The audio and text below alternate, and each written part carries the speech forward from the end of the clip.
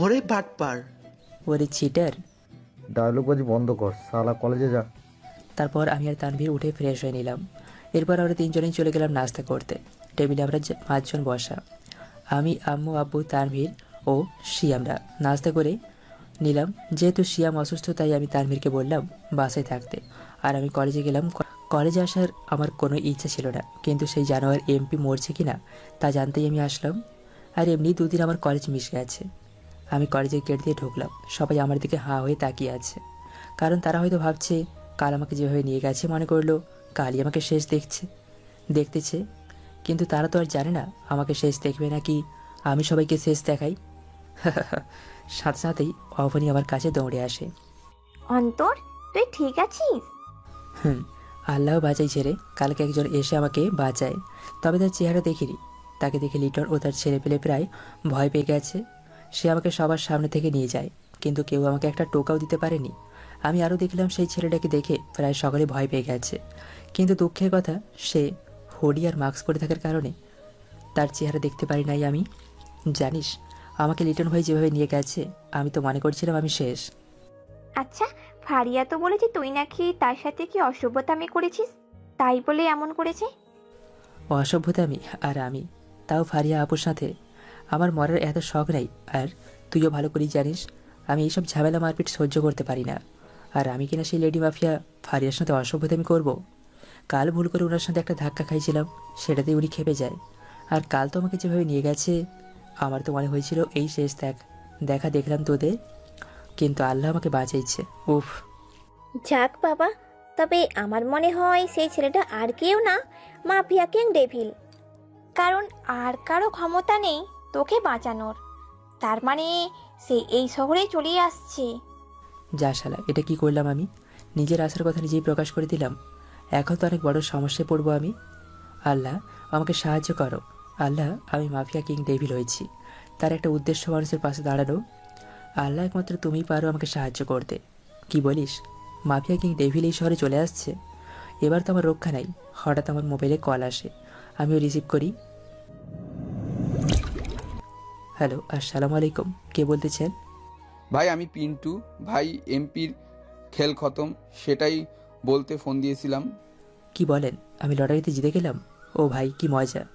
আসলে এই অফারই পাশে আছে বলেই এইভাবে কথা বলতেছি। ভাই নিশ্চয়ই আপনার পাশে কেউ আছে। আচ্ছা, পরে কথা বলবো, রাখি ভাই, খোদা হাফেজ। হুম, আমার টিকিট এসে আমি নিয়ে নেব। তারপর ফোন কেটে দিলাম। কিরে, তোর আবার কি হয়েছে? আমি একটা লটারি জিতছি, সেখানে ফার্স্ট প্রাইজ হচ্ছে দুদিনের জন্য কক্সবাজারে ঘোরার সুযোগ, তাও ফ্রিতে। ওই, তুই একা যাবি? হুম, আবার তো আর জিএফ নাই যে তাকে নিয়ে গিয়ে রোমান্টিক মুহূর্ত পার করব। সারাক্ষণ জিএফ জিএফ করিস, বান্ধবীকে নিয়ে গেলে কি হয়? হুম, আচ্ছা যা, নেব তোরে। খুশি? কবে যাবি সেটা বল। চিন্তা করিস না, গেলে তোকেই নিয়ে যাব। কিছুক্ষণ পরে একটা কালো গাড়ি আসে আর সোজা ক্যাম্পাসে থামে। সেই গাড়ি থেকে লিটন ও আর ফারিয়া বের হয়। তা দেখে আমিও নাটক শুরু করে দিল। আমি সোজা অভনের পিছে লুকিয়ে পড়ি। কিরে, তুই আমার পিছে গেলি কেন? অভনই আমাকে ওরা মারতে আসতেছে, প্লিজ আমাকে বাঁচা। আসলে এরা আমাকে মারবে। What a joke. এরা আমার কাছে আসতে গেলেও গুলি খেয়ে মরে পড়ে থাকবে, কারণ ক্যাম্পাসে আমার কিছু গার্ড ছদ্মবেশী আকারে ঘুরে বেড়াচ্ছে। সন্দেহজনক কেউ দেখলেই তারা তার দিকে নজরদারি শুরু করে দেবে, আর যদি সিরিয়াস কিছু পায় তাহলে কথা ছাড়াই গুলি করে দেবে। ক্যাম্পাসের সকলেই লিটন ও তার বোনের দিকে তাকিয়ে আছে, আর আমার দিকেও। তারা হয়তো ভাবছে লিটন ও ফারিয়া আসছে আমাকে মারতে, কিন্তু তারা তো আর জানে না যে যাকে তারা সিধা সাদা ভদ্র ছেলে মনে করছে আসলে সে একটা ছদ্মবেশী শয়তান। আমি আপনাদের সকলের কাছে কিছু বলতে চাই। এতদিন আমি আমার বোন আপনাদের উপর অনেক অন্যায় করে ঘুরে বেড়ালাম, কিন্তু কাল আমি রিয়েলাইজ করলাম আমি আপনাদের সাথে অন্যায় করেছি। আর আপনাদের জায়গায় আমি হলে আমার অনেক কষ্ট হতো। তা আমিও আমার বোন ফারিয়া সবার কাছ থেকে ক্ষমা চাচ্ছি।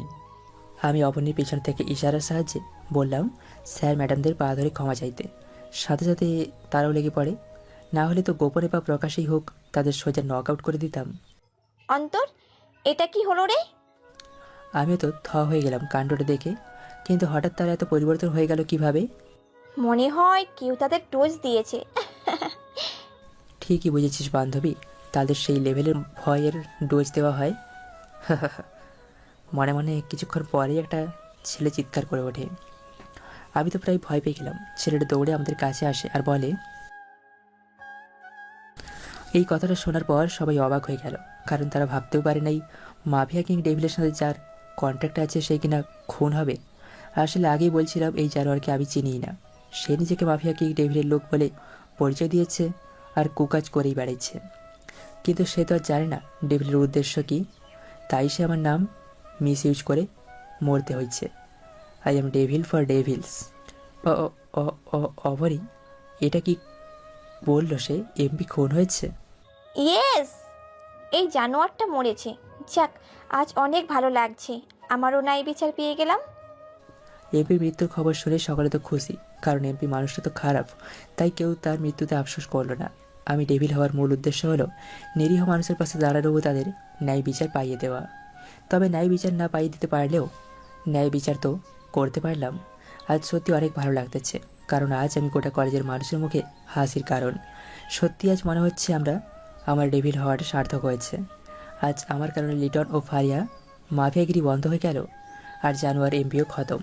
আজ সকলেই মহা খুশি, কারণ তারা এখন থেকে স্বাধীন হয়ে চলতে পারবে, বলতে পারবে, মজা করতে পারবে, আর কেউ তাদের অ্যাটাক করবে না।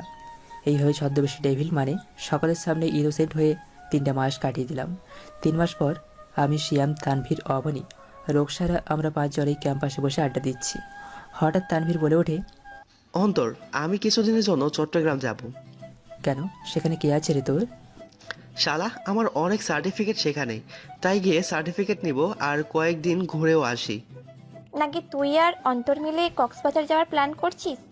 এই হারামি বলছিল আমাকে নিয়ে যাবে, কিন্তু এখন পর্যন্ত নিল না। হায় রে খোদা, মাইয়া এমন ভান করতেছে মনে হয় আমি তার কোন যুগের বিয়ে লাগি। তো লাগিস না তুই। আর বিয়ে শুধু বয়ফ্রেন্ড হয় নাকি, বেস্ট ফ্রেন্ডও তো হয়। এরে অবনী রে, আমি তো মনে করলাম তুই আমাকে প্রপোজ করবি, কিন্তু তুই তো আমাকে 2 কেজি ছ্যাঁকা দিয়ে দিলি। হঠাৎই ফারিয়ার আগমন, তবে সে এখন গার্ড ছাড়াই চলাচল করে, কারণ কলেজে আবার কিসের গার্ড লাগে? হুদাই শো অফ করে লাভ আছে। অন্তর, তোমাকে আমার কিছু বলার আছে। আমাকে আমাকে আবার কি বলবেন আপু? কি নাটকটা এনে করে বাবারে, যে কেউ ধোকা নাকি পারবে না।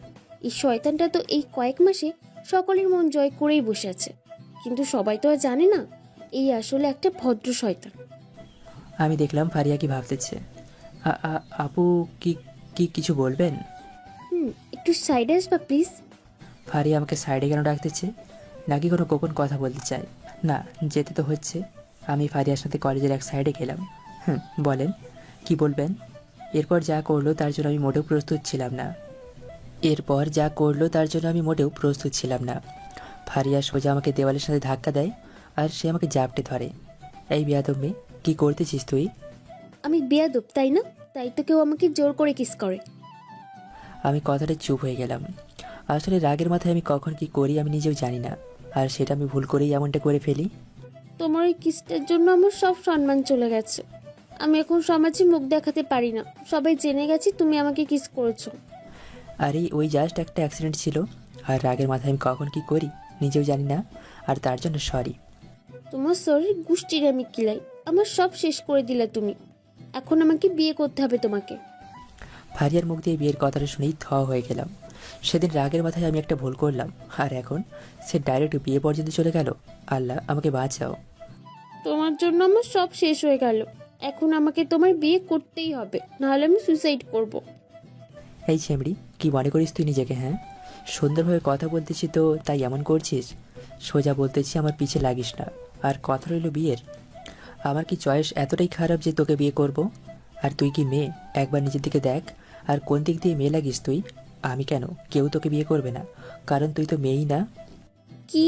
আমি মেয়ে না? এই তুই কিভাবে এই কথাটা বললি আমি মেয়ে না? কোন দিক দিয়ে মেয়ে মনে হয় তোকে? নিজের দিকে দেখ, সেই ছেলেদের মতোই তো শার্ট প্যান্ট পরে আছিস। যে ছেলেদের মতো শার্ট প্যান্ট পরে গুন্ডামি করে বেড়ায় সে কি করে মেয়ে হতে পারে?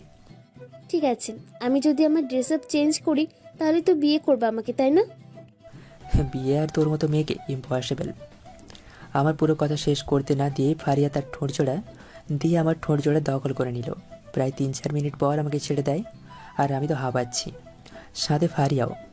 এই জানোয়ারের বাচ্চা, এটা তুই কি করলি? আমি না হয় ভুল করে সেই দিন এই কাজটা করলাম, কিন্তু তুই এটা করলি কেন? সেদিন আমাকে দিলে, তাই এখন আমিও দিয়ে দিলাম আর কি। জানোয়ারের বাচ্চা, তোকে তো আমি আরও একটা চাই নাকি গো? না বলে দিলাম দৌড়। আজ প্রথম না আমি কারো ভয়ে দৌড়ালাম। ইজ্জতের ফালুদা হয়ে গেল।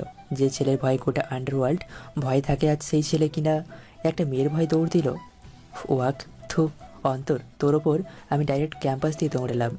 আমার দৌড় দেখে আমার বন্ধু বান্ধবীরা হয়ে গেল। এই অন্তর, তুই এভাবে কুকুরের মতো দৌড়ে কই যাস? কুত্তি দৌড়ানি দিল, তাই আমি কুকুরের মতো দৌড়ে বাসায় যাচ্ছি। বলে দিলাম আর জোরে দৌড়। আর এক দৌড়ে ডাইরেক্ট বাসায় গিয়ে সোজা রুমে চলে যাই। সেখানে গিয়ে খেয়াল করলাম ঘামে আমি কাইল হয়ে আছি। তাই চলে গেলাম গোসল করতে। গোসল শেষ করে খাটে একটু শুয়ে পড়ি। আর আজকে ফারিয়া আমার সাথে কী করলো তা ভাবতে লাগি। কিছুক্ষণ পর আম্মু খাবারের জন্য ডাক দেয়। আমিও সেখানে গিয়ে খাবার খেতে লাগি। কিরে আব্বু, তোকে একটু চিন্তিত মনে হচ্ছে? কিছু না আম্মু, এমনি। তারপর খাবার খেয়ে নিলাম। খাবার শেষ করে রুমে চলে গেলাম। দৌড়ানোর জন্য প্রচুর ক্লান্ত আমি, তাই চিন্তা করলাম একটা পাওয়া ন্যাপ দেওয়া উচিত। তাই আমি লেতিয়ে পড়ি খাটে আর চোখ বন্ধ করে রাখি। আর কখন ঘুমের রাজ্যে চলে যাই নিজেও জানি না। সন্ধ্যাবেলা আমি আমার ঘুম ভাঙলো, তবে চোখ বন্ধ করে আছি। আসলে শরীরে আলস্যতা চলে আসে, কিন্তু খেয়াল করলাম আমার শরীর ভারী হয়ে আছে। কিরে ভাই, এমন কেন মনে হচ্ছে? আমার ওজন বেড়ে গেল? আমি কি দুপুরে বেশি খেয়ে ফেললাম নাকি? আর একবেলায় খেয়ে গিয়ে ওজন বাড়াতে পারে নাকি? হঠাৎ কারো ঠোঁটের ছোঁয়া আমার গালে অনুভব করলাম। সাথে সাথে লাফিয়ে উঠি। আর যা দেখলাম অবাক না হয়ে পারলাম না আমি, কারণ এতক্ষণ ফারিয়া আমার উপর শুয়েছিল। আর আমি লাফিয়ে উঠতে সেও চমকে যায়। এই, তুই এখানে কি করিস? বারে, আমি আমার শ্বশুর বাড়িতে আসতে পারি না? কিসের বাড়ি? শ্বশুর বাড়ি আর কি। তুই আমাদের বাড়িতে আসলি কি করে? আর আমাদের বাড়িতে ঢুকলি বা কি করে? জানোয়ারের বাচ্চা, আমার আম্মুকে কি করছিস তুই? আরে আম্মু তো দরজা খুলে আমাকে বাড়িতে ঢুকতে দেয়। আম্মু দরজা খুলে ঢুকতে দিচ্ছে মানে? এক মিনিট, কি বললি তুই? আম্মু মানে? এই তুই কাকে আম্মু ডাকতেছিস? দাঁড়াও দেখাচ্ছি কাকে আম্মু ডাকতেছে। আম্মু! এই ঝামড়ি, চিৎকার দিচ্ছিস কেন? সাথে সাথে আম্মুর আগমন। আম্মু, এই মেয়েটা এখানে কি করতেছে? আর সবচেয়ে বড় কথা, এই মেয়েটা আমাদের বাড়িতে কি করতেছে? দাঁড়া, দেখাচ্ছি। বলেই ঝাড়ু নিয়ে আমাকে দিল দৌড়ানি। আর কাছে পেয়ে যায় আর সেই ঝাড়ুটা দিয়ে ইচ্ছা মতো মারতে থাকে। শয়তান ছেলে, তুই একটা মেয়ের সাথে রিলেশন করে এখন তাকে ছেড়ে দিয়েছিস, তাই না? রিলেশন কি টাইম পাসের জিনিস? বিশ্বাস করো রাসেল ভাই, থক্কু, বিশ্বাস করো আম্মু, আমি এই মেয়ের সাথে কোনো রিলেশন করি না। বরং আমি কেন আমার 14 গোষ্ঠী ওই সামনেও যাইতেও পারবে না আম্মু, কারণ সে। আমার কথা শেষ করার আগেই ফারি আমার কথার মাঝে বলতে লাগে, আম্মু দেখো, আমার সাথে রিলেশন করে এখন আমাকে এইভাবে অবহেলা করতেছে। আম্মু, আমি কিন্তু সুইসাইড করব। ফারিয়া মামুনি, তুই আমাকে আম্মু ডাকছিস, আর যদি মরতেই হয় তাহলে এই ফাজিলটাই মরবে, তুই না। তুই আমার সাথে আয়, তুই নাস্তা করব, আর তুই আজ থেকে এই ঘরে কিচ্ছুই পাবি না। আম্মু বিশ্বাস করো, এই মেয়েটা মিথ্যা বলছে। আম্মু, আমি এই মেয়ের সাথে কেন? কোনো ছেলেই এই মেয়ের পিছে লাগবার মতো সাহস পাবে না। আম্মু, এই মেয়েটা ঢাকার। আম্মু দেখো, ও আমাকে কিভাবে কথা শোনাচ্ছে। এই, তুই আমার মেয়েকে এভাবে কথা শোনাচ্ছিস কেন? এই তোমার মেয়ে মানে? হ্যাঁ, ও আজ থেকে আমার মেয়ে, আর তুই আমার ছেলে না। আম্মু, মেয়ে পেয়ে ছেলেকে ভুলে গেলা? চুপ, একদম কথা বলবি না। আর ফারিয়া মামুনি, তুমি আমার সাথে চলো, আমরা নাস্তা করব। তারপর আম্মু চলে গেল। জানোয়ারের বাচ্চা, তুই আমার বাসায় এসে আমার আম্মুর আদর থেকে আমাকে বঞ্চিত করলি, তোকে এর ফল পেতেই হবে। আমি কই তোমার আম্মুর আদর থেকে তোমাকে বঞ্চিত করলাম? দেখলি না আম্মু আমার সাথে কেমন ব্যবহার করলো, তাও তোর জন্য। তোকে তুমি বলেই দিলাম দৌড়ানি, আর সেও দিল দৌড়, আর এক দৌড়ে রুম থেকে বেরিয়ে যায়। আজ এই মেয়েটা আমার বাড়িতে আমাকে আমার আম্মুর আদর থেকে বঞ্চিত করে এতিম বানিয়ে দিল। না, এর শেষ থেকেই ছাড়বো আমি।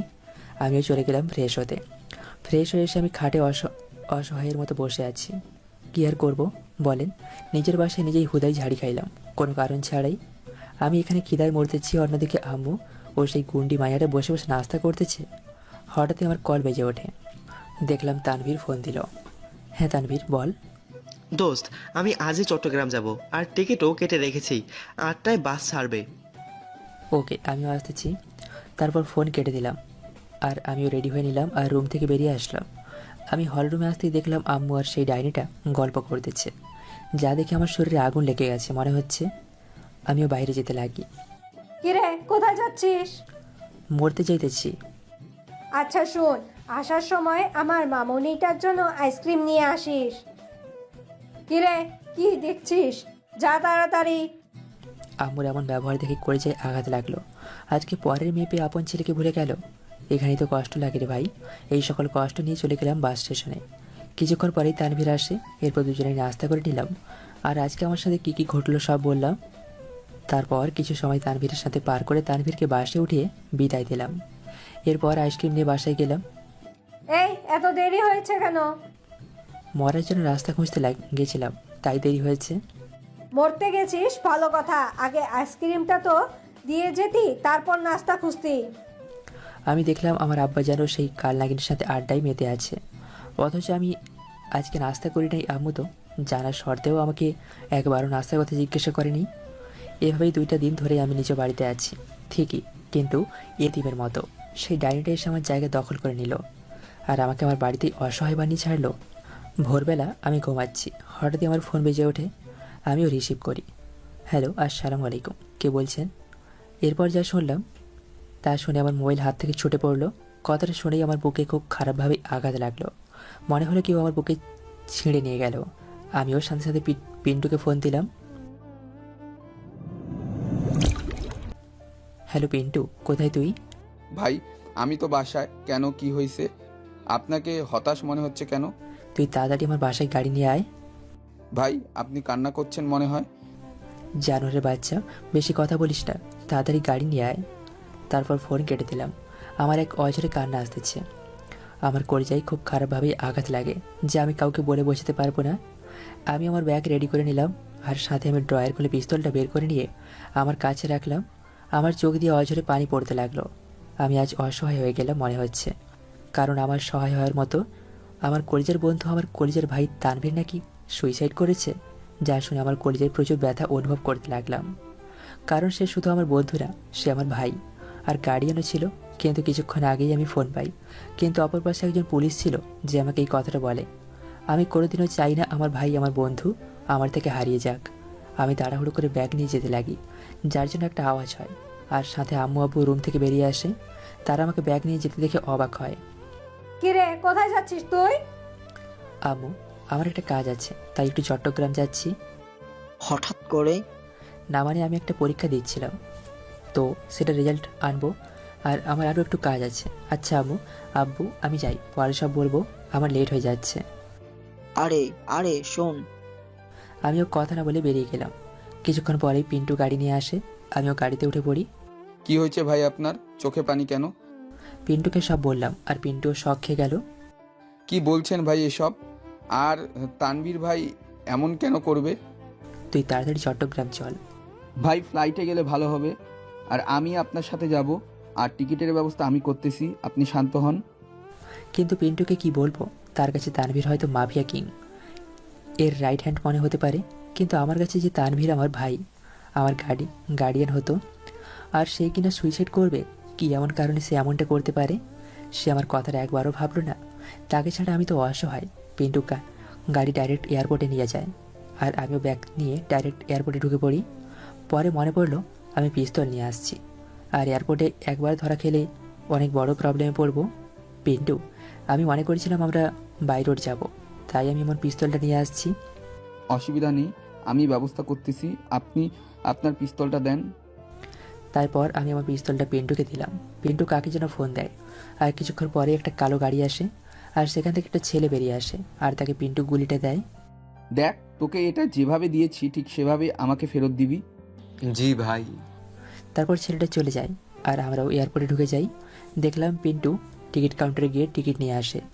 আমাদের ফ্লাইট 8টায়, কিন্তু এখন বাজে 7টা, মানে হাতে আছে 1 ঘন্টা। ভাই আপনাকে দেখে মনে হচ্ছে কিছু খাননি, চলেন নাস্তা করি। পিন্টু, তুই যা খাওয়ার খা, আমার নাস্তা কেন? 1 গ্লাস পানি খেতেও মন চাচ্ছে না। ভাই নিজেকে শক্ত করুন আর চলেন ভাই, নাস্তা করব, আমার খিদা লাগছে। পিন্টু আমাকে জোর করে নিয়ে যায় নাস্তা করতে। আমি নাস্তা খাচ্ছি, কিন্তু গলা দিয়ে তা নামতেছে না, বারবার সেই খাবার গলায় আটকে যাচ্ছে। আমি বারবার ভাবতেছি তানভীর কেন সুইসাইড করবে, কিসের সমস্যা ছিল তানভীরের। তানভীর সব সময় তার সকল কথা বলতো, কোনো কথাই আমার থেকে লুকাতো না। তাহলে কেন সুইসাইড করলো? পিন্টুর নাস্তা শেষ, আমি এখনও নাস্তা অর্ধেকও খেতে পারিনি। মন ছটফট করছে চট্টগ্রাম যাওয়ার জন্য। কিছুক্ষণ পরেই আমাদের ফ্লাইট ছাড়বে, তাই আমি আর পিন্টু চলে যাই আমাদের ফ্লাইটে। আমাদের ফ্লাইট ল্যান্ড করতেই আমার মন আরও ছটফট করতে লাগে বন্ধুস্বরূপ আমার ভাইটার কাছে যেতে। আমরা এয়ারপোর্ট থেকে বের হতেই দেখি একটা পাজারু গাড়ি। পিন্টুও সেখানে যায় আর আমাকে গাড়িতে উঠতে বলে। আমিও কথা না বলেই উঠে যাই। কিছুক্ষণ পর তানভীরের বাসায় গেলাম। সেখানে বাসা ভর্তি মানুষ। আমার হৃৎপিণ্ডের কম্পন আরও বেড়ে গেল। আমিও আস্তে আস্তে ভেতরে যেতে লাগলাম।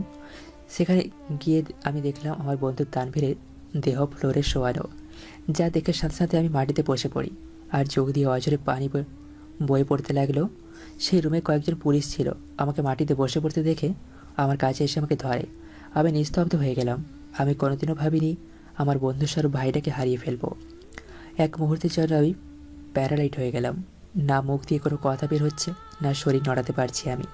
মনে হচ্ছে আমার শরীর আছে কিন্তু আমি তার মধ্যে নেই। উনি আপনার কে হয়? কিন্তু কোনো শক্তি পাচ্ছি না আমি কথা বলার। অফিসার, ও বেস্ট ফ্রেন্ড হয় ওর। ও আচ্ছা, যিনি সুইসাইড করেছে তার বাবা মা কোথায়? আসলে তানভীর ইন্টার সেকেন্ড ইয়ার থাকা অবস্থায় তার মা বাবা এক দুর্ঘটনায় মারা যায়।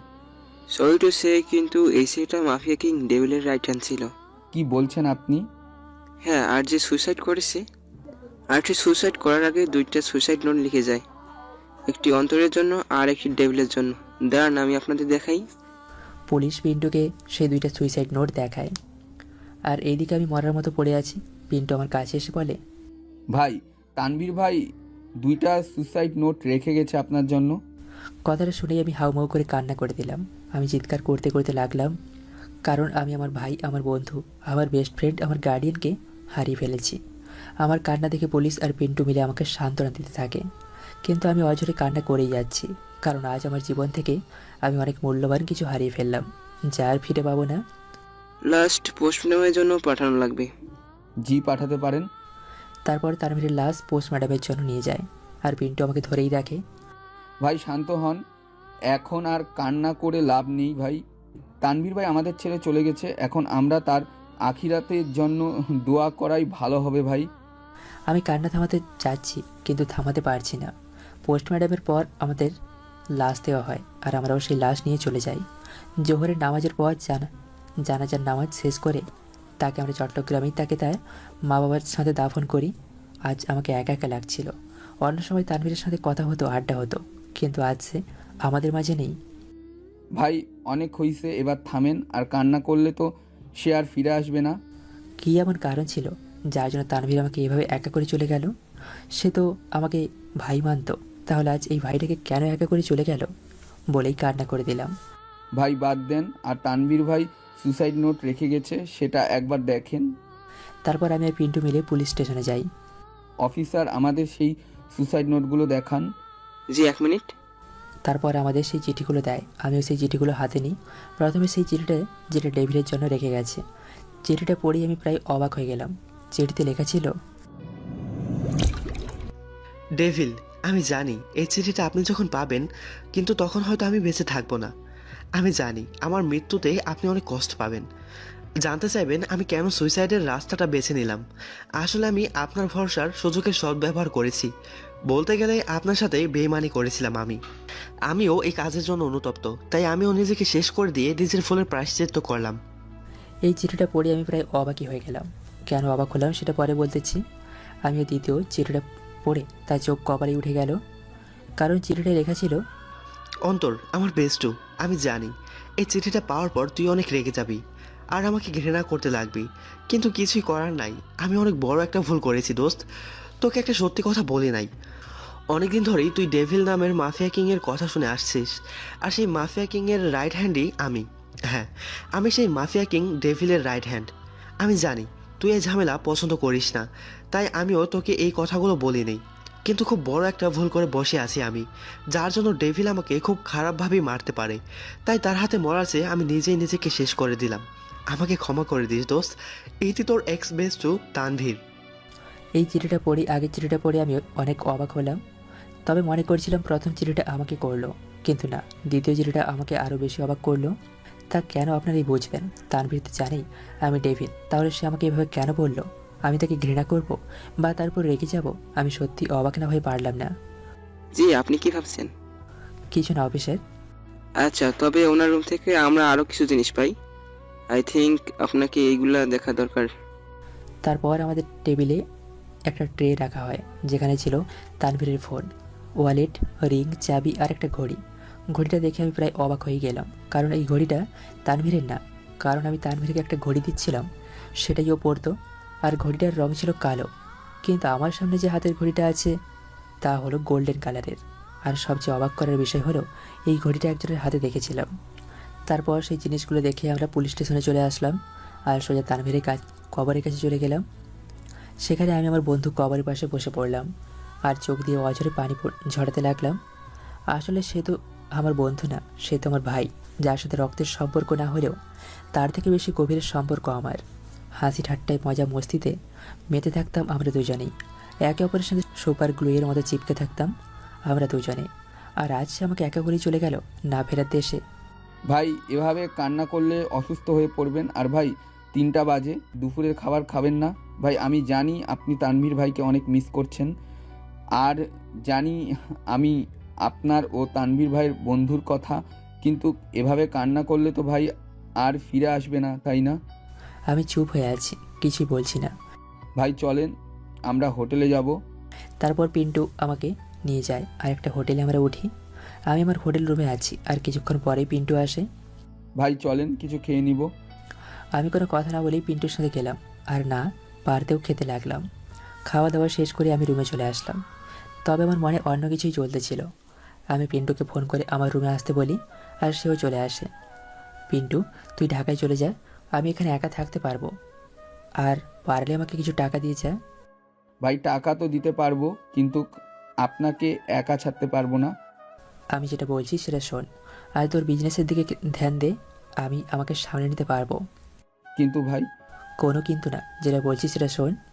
আচ্ছা ভাই, আপনি যা বলবেন। তারপর পিন্টু আমাকে কিছু টাকা দিয়ে দেয়।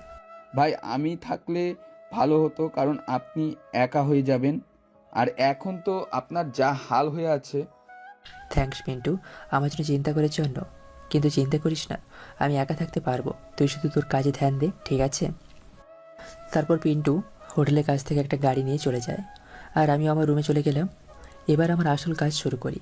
আমি ভালো করেই বুঝতে পারলাম তানভীর সুইসাইড করেনি, তার প্রমাণস্বরূপ সেই সুইসাইড লেটার আর সেই ঘড়িটা। যদি তানভীরের কোনো প্রকার সমস্যা থাকতো তাহলে সবার আগে আমাকে বলবে, আর আমার বন্ধু এতটা উইক না যে সে সুইসাইড করবে। আর দ্বিতীয় কথা হলো সেই গোল্ডেন কালারের ঘড়িটা, যা আমার মনে আরও বেশি সন্দেহ তৈরি করলো। আর ঘড়িটাও আমার চেনা চেনা লাগছিল, কারণ আমি ঘড়িটা আগেও কারো কাছে দেখেছিলাম। সন্ধ্যাবেলা আমি আমার হোটেল রুম থেকে বেরিয়ে আসলাম। বাইরে গিয়ে মনে পড়লো আমার ফোনের কথা। আমিও চেক করলাম আর দেখলাম আব্বু আমাকে মিস কল দিয়ে ভরাই রাখছে। আমিও আম্মুকে কল ব্যাক করলাম। হ্যালো আম্মু, আসসালামু আলাইকুম। ওয়ালাইকুম আসসালাম। কি রে বেয়াদব ছেলে, কতগুলো মিস কল দিছি সেই দুপুরের থেকে, আর তুই এখন ফোন দিচ্ছিস? সরি আম্মু, আসলে একটু ব্যস্ত ছিলাম। আর আমাকে দিয়েই বা কী করবা, আপনার মেয়ে আছে না? ছাটা চিনিস? বেশি কথা বলবা তো আর আসবো না, আর এখানেই বিয়ে করে থেকে যাব। কি বললি তুই? আমি কই কিছু তো বলি নাই। আচ্ছা আম্মু, আমি একটু ব্যস্ত আছি, পরে কথা বলবো। আচ্ছা ঠিক আছে, ভালো থাকিস, খোদা হাফেজ। খোদা হাফেজ। তারপর ফোন কেটে দিলাম আর একজনকে ফোন দিলাম। চিন্তা করলাম পুলিশ স্টেশন থেকে তানভীরের বাচ্চার চাবিটা নিয়ে আসি। আসলে পুলিশ তানভীরের বাড়ি সিল করে দিল, যেহেতু তানভীরের কেউ নেই তাই সিল করলো। আমিও চলে গেলাম পুলিশ স্টেশনে। সেখানে গিয়ে আমি চাবিটা নিয়ে আসলাম। আসলে প্রথমে তারা চাবি দিতে চাইনি, কিন্তু পরে আমি অনেক রিকোয়েস্ট করে চাবিটা নিলাম, আর তারাও আমাকে না করতে পারলো না। চাবিটা নিয়েই আমি হোটেলে চলে গেলাম আর সেই রাতটা কোনো রকম পার করলাম। সকালবেলা আমি ঘুম থেকে উঠে ফ্রেশ হয়ে নিলাম। কিছুক্ষণ পরেই আমার রুমে নাস্তা দিয়ে যাওয়া হয় আর আমি নাস্তা করে নিলাম। এরপর চলে গেলাম তানভীরের বাসার দিকে। আমি বাসার দরজা খুলতেই মনে পড়ে গেল তানভীরের সাথে মজার করার মুহূর্তগুলো। এই দরজাটা দিয়ে কতই না ফাজলামি করলাম তানভীরের সাথে। একদিন তো সে দরজা ধাক্কা দিবে, এমন সময় আমিও দরজা খুলে দিলাম ইচ্ছে করে, আর সেও পড়ে গেল। কিন্তু আজ সেই মানুষটা আমার কাছে নেই। আমিও তানভীরের রুমে চলে যাই আর সেখানে আমি খোঁজাখুঁজি শুরু করে দিই, কারণ আমার কেন জানি মনে হচ্ছে কিছু তো একটা ক্লু পাবো আমি। আমি খুঁজতেছি, হঠাৎ আমি একটা ফোনের আওয়াজ পেলাম, যা তানভীরের খাটের নিচ থেকে একদম ভেতর থেকে আসতেছে। আমিও খাটের নিচে ঢুকলাম আর একটা নর্মাল ফোন পেলাম, যেটাতে ফোন আসতেছে। আমিও রিসিভ করলাম। রনি, কী রে, কই তুই? আজকে আর একজনকে শেষ করতে হবে তো। আমাদের এই ডেভিলের সাম্রাজ্য শেষ করতে হবে, আর এটার জন্য তুই পারফেক্ট। দেখ রনি, আমরা সবেমাত্র ডেভিলের রাইট হ্যান্ডকে খতম করলাম, কিন্তু আমাদের এভাবে গোপনে কাজ করে যেতে হবে। এই শালা ডেভিল আমাদের কাজে বাধা হয়ে দাঁড়িয়েছিল, কিন্তু তার টাইম আস্তে আস্তে ঘনিয়ে আসতেছে। আর তুই যদি ফুললি কাজটা করতে পারিস তাহলে তোকে নেক্সট ডেভিল বানাবো, প্লাস আমাদের বিজনেসের 50% শেয়ার পার্টনারও বানাবো। আচ্ছা, তুই কি জানতে পারছিস এই ডেভিলটা আসলে কে বা দেখতে কেমন?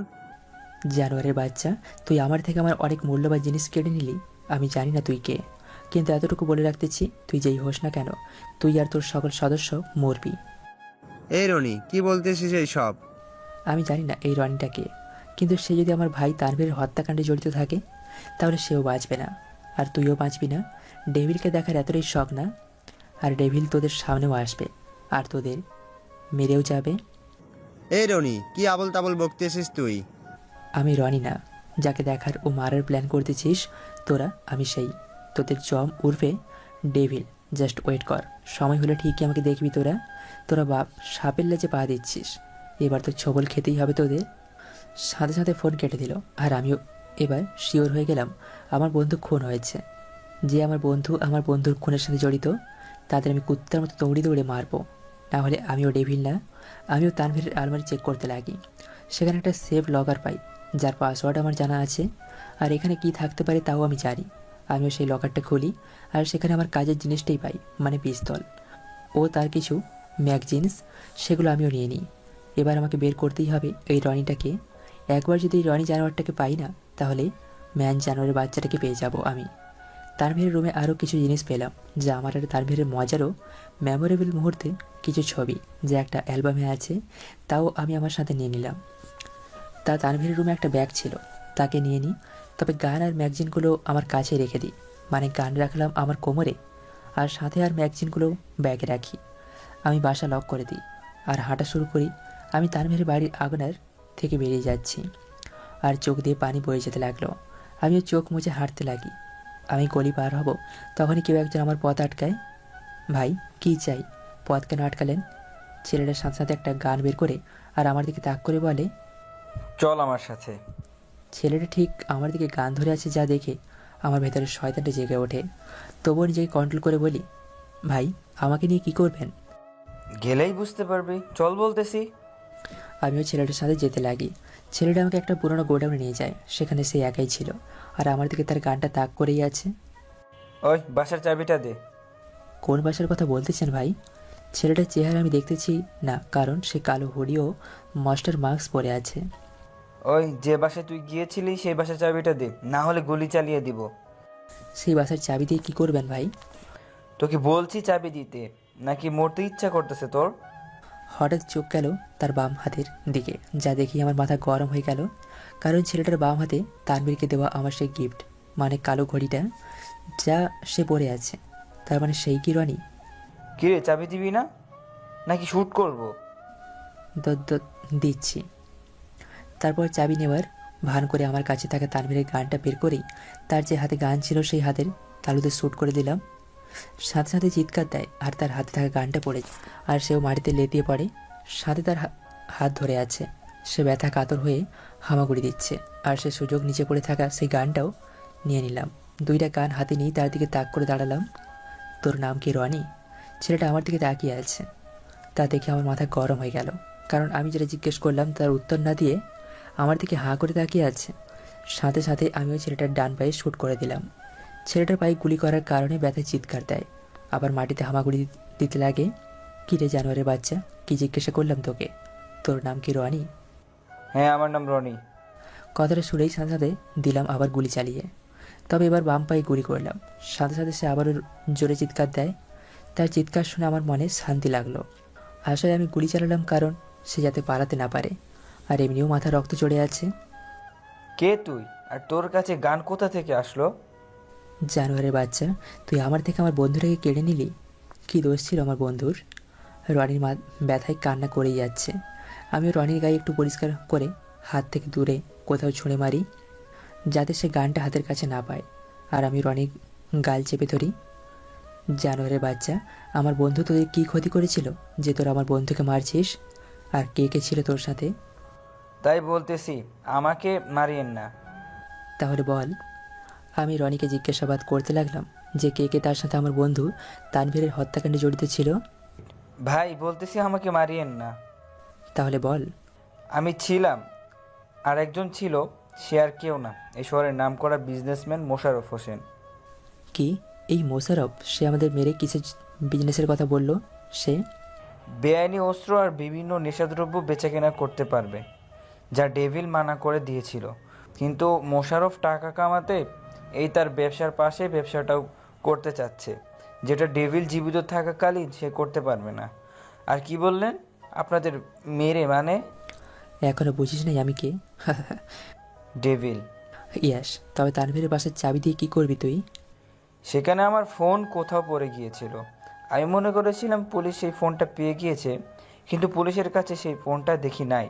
আমার মনে হলো সেই ফোনটা তানভীরের রুমে কোথাও পড়ে আছে, আর সেই ফোন দিয়ে মোশাররফ আমার সাথে কন্ট্রাক্ট করতো।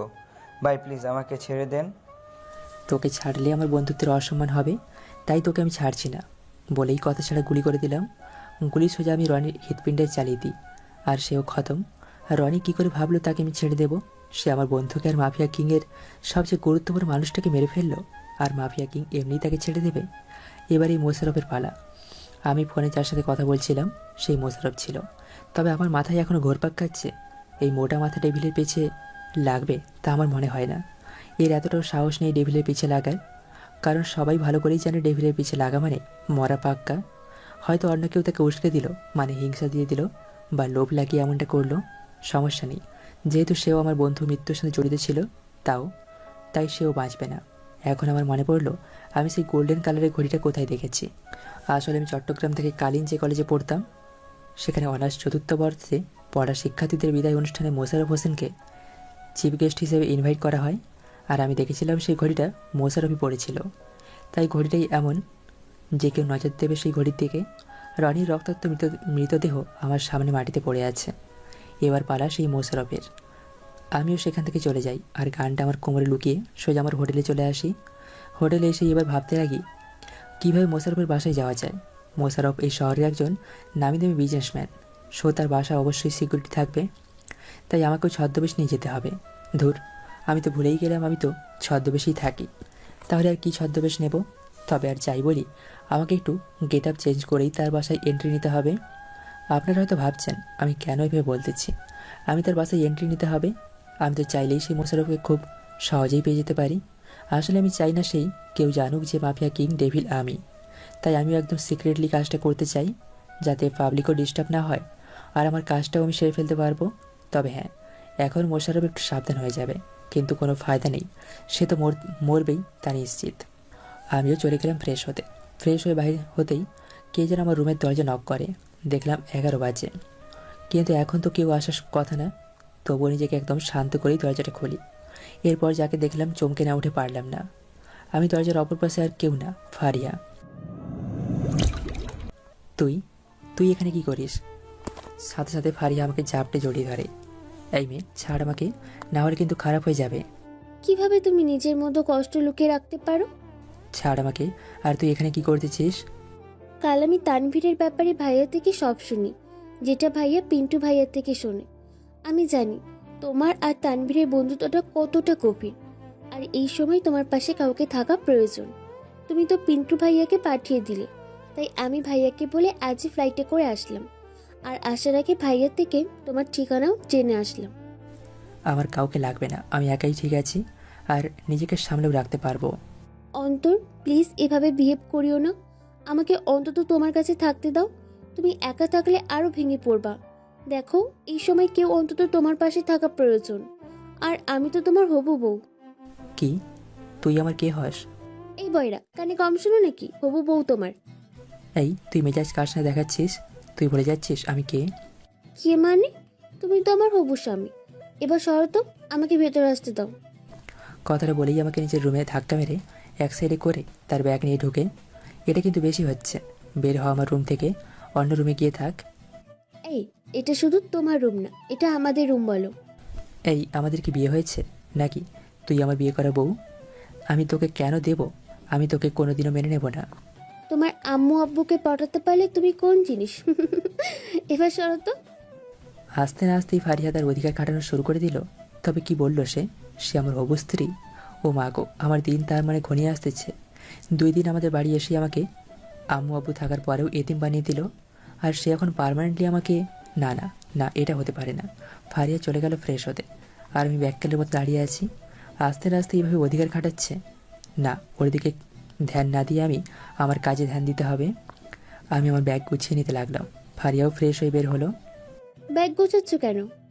আমি এখানে থাকবো না, তুই থাক এই রুমে, আমি অন্য কোথাও থাকবো। এই, তোমার লজ্জা করে না? আমি আবার কি করলাম? আমার মতো নিরীহ মেয়েটাকে এভাবে একা করে চলে যাবা? তোমার মনে কি মায়া দয়া নাই? মায়া আমার সিনিয়র ক্লাস ছিল, আর দয়া নামে তো কাউকে চিনি না আমি। কি বললি তুই? বলেই আমার কলা ধরে খাটে ছুঁড়ে মারে, আর সে আমার উপর চড়ে বসে। মায়া, তাই না? বেয়াদব লম্পট বদমাশ বলো। তোকে আমি মনে করেছিলাম তুই মাফিয়া হতে পারিস, কিন্তু যেভাবে থাকিস মনে করতাম কোনো মেয়ের দিকে নজর দিস না, কিন্তু তুই তো... মায়া ছাড়, থুকো। ফারিয়া ছাড়। তলে তলে টেম্পো চালাও, আর আমি চালালে হরতাল, তাই না? ফারিয়া ছাড়, আমাকে মরে যাব। ব্যাস, কথা শেষ করার আগেই তার ঠোঁট জোড়া দিয়ে আমার ঠোঁট জোড়া দখল করে নিল, আর কিছুক্ষণ সেভাবেই আমাকে আটকে রাখলো। এরপর আমাকে ছেড়ে দেওয়া হয়। এখন থেকে তোমার মুখে যাতে শুধু আমার নামটি শুনতে পাই। যদি আমার নাম ছাড়া অন্য কোনো ক্রাশ প্রাশের নাম শুনি, তাহলে এর থেকে ভয়ানক কিছু করব। কোন পাপে আমারে এই জিনিসটা দিল? দম বন্ধ করে মেরে ফেলতে চাইতেছে আমাকে। আল্লাহ, কি এমন পাপ করলাম যার ফল এটাকে দিলা? কি? চলো, আমার খিদা লাগছে, খাবার খাবো। তারপর আমার থেকে সরে গেল, আর একটু দেরি করে ছাড়লো। আমি তো ডাইরেক্ট দম বন্ধ করেই ওপরওয়ালার কাছ থেকে সবাইকে টাটা দিতাম। আমি নাকি মাফিয়া, কিন্তু মেয়েটা আমার যা করতেছি তাকে কিছুই করতে পারতেছি না। কেন কেন এই বিবেকে বাধা দেয় আমাকে? আসলে মেয়েদের আমি তেমন কিছু করতে পারবো না, কারণ মেয়েদের আমি সম্মান করি। কিন্তু অন্য কোনো ছেলে আমার সাথে উঁচু গলায় কথা বললেও আমি তাকে কমপক্ষে 3 মাসের জন্য বেড রেস্টে পাঠিয়ে দিতাম। আমি মরার মতো খাটে পড়ে আছি। এভাবে মরার মতো না পড়ে থেকেই চলো লাঞ্চ করব। আমি শুয়েই আছি, হাত পা মেলে। কি কথা কানে যায় না নাকি আরেকটা দিব? সাথে সাথেই আমি লাফিয়ে উঠি। তারপর ফারিয়াকে নিয়ে একটা রেস্টুরেন্টে চলে গেলাম। আমরা খাবার অর্ডার করে খেতে লাগি, কিন্তু যখনই খাবার খেতে নিই মনে পড়ে তানভীরের সাথে খাবার নিয়ে লড়াই করার মুহূর্তগুলো, বিশেষ করে বিরিয়ানি খেতে যা করতাম। কিন্তু আজ কথাগুলো ভাবছি আর চোখ দিয়ে অঝরে পানি বয়ে যেতে লাগে। আসলে এই তানভীর আমার অনেক কাছের একজন, তাই তাকে আমি মন থেকে মুছতে পারবো না। ফারিয়া আমার চোখ মুছে দিল। আমি জানি অন্তর, তুমি তানভীরকে মিস করছো, কিন্তু এখন এভাবে চোখের পানি ফেলে তো আর সে ফিরে আসবে না। দেখো, সময় হলে মানুষকে একদিন না একদিন ঠিকই যেতে হয়, তাই এভাবে চোখের পানি না ফেলে তুমি তানভীরের আখিরাতের জন্য দোয়া করো। ফারিয়া আমার পাশে এসে আমাকে সান্ত্বনা দিতে লাগে। আসলে মেয়েটাকে যতটা খারাপ ভাবতাম ততটাও খারাপ না সে। আসলে একটা সত্যি কথা বলি, আমিও ফারিয়াকে পছন্দ করি, কিন্তু একজন মাফিয়া হওয়ার কারণে কোনো সম্পর্কে জড়াতে চাচ্ছি না। কারণ মাফিয়াদের জীবনের গ্যারেন্টি থাকে না, তাই আবেগ বাড়াতে চাচ্ছি না। নাহলে আমরা একে অপরের জন্য পারফেক্ট। ওই বলে না, বাঘের পাশে বাঘিনীকেই মানায়। খাওয়া দাওয়া শেষ করে আমরা হোটেলে চলে যাই। তবে ফারিয়া আমাকে এক মুহূর্তের জন্যও চোখের আড়াল যেতে দেয় না। বিকেলবেলা ফারিয়া আমাকে জোর করে বাইরে নিয়ে যায়। তারপর আমরা অনেকক্ষণ বাইরে সময় কাটাই। ফারিয়া বারবার আমার মন ভালো করার জন্য লেগেই থাকে। সন্ধ্যাবেলায় আমার বাইরে থেকে নাস্তা করে নিই। এরপর ফারিয়া আমাকে জোর করে শপিং মলে নিয়ে যায়। সে শপিং করতে ব্যস্ত, আর আমিও ব্যস্ত, তবে অন্য কিছু নিয়ে। আমি ব্যস্ত আছি যে কিভাবে মোশাররফের বাসায় এন্ট্রি নেব। কিছুক্ষণ পরেই ফারিয়া আসে। কি কিছু নেওয়া হয় নাই? এখানে দাঁড়িয়ে কি করো, চলো আমার সাথে। বলেই ফারিয়া আমাকে টেনে নিয়ে গেল। আমিও ফারিয়ার সাথে মলে ঘুরতে লাগলাম। ফারিয়ার শপিং শেষ, এরপর আমরা শপিং মল থেকে চলে আসলাম। চলো, ডিনার বাইরে করব। ওকে। তারপর বাইরে রাতের খাবার খেয়ে নিলাম। এরপর চলে গেলাম হোটেলে। এবার হলো আসল প্যারা। রুম একটা আর মানুষ 2 জন। রুম ঠিক করছিলাম আমার জন্য, কিন্তু ফারিয়া এসেই ঝামেলা ডবল করে দিল। কি হয়েছে? কি ভাবো এত? ভাবনায় ফেলে দিলে তো? ভাববই না। এক কাজ করো, তুমি এই রুমে ঘুমাও, আমি হোটেলের ম্যানেজারের সাথে কথা বলে দেখি অন্য একটা রুমে থাকার ব্যবস্থা করতে পারি নাকি। লাগবে না অন্য রুম, এখানেই থাকো আমার সাথে। কি মাথা খারাপ? ভুলেও না, আমি কোনো অধিকারে তোমার সাথে ঘুমাবো? কি জিনিস তুমি? যে কথাগুলো মেয়ে হয়ে আমাকে বলা উচিত ছিল সেই কথাগুলো তুমি বলতেছো। আর আমি তো তোমার হবু স্ত্রী, তাই আমি পারমিশন দিচ্ছি তো। লাগবে না পারমিশন, না হলে এক কাজ করো, তুমি সোফায় ঘুমিয়ে যাও। কি? আমি সোফায় ঘুমাবো? একটা মেয়েকে এই কথাটা বলতে পারলা? আমি মেয়ে হয়ে ওই সোফায় ঘুমাবো? তাহলে এক কাজ করো, তুমি খাটে ঘুমাও, আমি সোফায় ঘুমাচ্ছি। ওকে? দুজন খাটে ঘুমালে কি হয়? তুমি কি আমার বিয়ে করা বউ লাগো যে তোমার সাথে খাটে ঘুমাতে হবে? এক কাজ করা যায় না, আমরা দুজন খাটে ঘুমাবো, আর তোমার সুবিধার্থে মাঝখানে একটা বালিশ দিয়ে দেবো, যাও। ওকে। তারপর মাঝখানে বালিশ দিয়ে দুজনে খাটে শুয়ে পড়লাম আর দিলাম ঘুম। সকালবেলা আমার ঘুম ভাগে, তবে চোখ বন্ধ। হঠাৎই খেয়াল করলাম আর বুক ভারী মনে হচ্ছে। আমিও গায়ের থেকে চাদরটা সরিয়ে আর দেখলাম ফারিয়া আমাকে জড়িয়ে ধরে আমার বুকের উপর মাথা রেখে ঘুমিয়ে আছে। সে আমাকে এমনভাবে ধরে আছে মনে হয় আমি মানুষ না, তার কোলবালিশ। যখনই তাকে সরাতে যাব তখনই চোখ পড়ল তার চেহারার দিকে, যা অনেক অনেক সুন্দর ও মায়াবী লাগছিল। আর তার মাথার কিছু চুলগুলো তার মুখে চলে আসে, তাই আমিও সেই চুলগুলো সরিয়ে দিই। পরে নিজের মধ্যে আছি আর চিন্তা করতে লাগি এতক্ষণ আমি কি করতেছিলাম। আমি ফারিয়াকে মুগ্ধ নয়নে দেখছিলাম, নাকি সে আমার উপর কোনো কালো জাদু করে রাখছিল। কারণ এতক্ষণ আমি কি করতেছিলাম তা নিজেও জানি না। হঠাৎই ফারিয়া নড়ে ওঠে আর আমিও ফারিয়াকে ডাকি, এই যে ম্যাডাম। কি? আপনি আমার বুকের উপর কি করতেছেন? ফারিয়ার সাথে সাথে সরে যায় আর উঠে পড়ে। কাল রাতে কি বলছিলাম? বেশি কিছু তো করি নাই, একটু হবু স্বামীর বুকেই তো মাথা রাখলাম, তাতে এত রেগে যাওয়ার কি আছে? রেগে যাওয়ার কি আছে মানে? কালকে বলছিলাম আমার দিকে আসবে না, তাহলে? সাথে সাথে ফারিয়া আমাকে গলা চিপে ধরে। এই কিসের এত রাগ দেখাস তুই? আমি তোর হবু স্ত্রী, আমার অধিকার আছে তোর উপর। বেশি অ্যাটিটিউড দেখাস তাই না? এমন হাল করবো না। আমি ফারিয়ার দিকে তাকিয়ে আছি আর মনে মনে নিজের উপর নিজেরই ঘৃণা হতে লাগলো। থু, কিসের মাফিয়া তুই অন্তর? এই লেডি মাফিয়ার সামনে তুই এভাবেই ঝাড়ি খাইলি আর কিছুই করতে পারলি না? শালা, এখনই মাফিয়া কিংয়ের পোস্ট ছেড়ে গিয়ে কচু গাছের সাথে ফাঁসি দে, একটু ইজ্জত নাই আমার। কি ভাবছিস? কচু গাছ। কি? সাথে সাথে আমিও ঝাড়ি মেরে ফারিয়ার হাতে আমার গলা থেকে ছাড়িয়ে নিই আর তার উপর বসি আর দু হাত চেপে ধরি। এই ছেমড়ি, তুই আমাকে পাইছিসটা কি? ভুলে গেছিস আমি কে? একবার যদি আমার সেই রূপটা নিই তাহলে তোর এমন হাল করব না তুই ভাবতেও পারবি না। ফারিয়া কোনো মতে তার হাত ছুটিয়ে তার দিকে আমাকে টান দেয় আর ঝাপটে জড়িয়ে ধরে আর সাথে সাথে চার ঠোঁট এক করে দিল।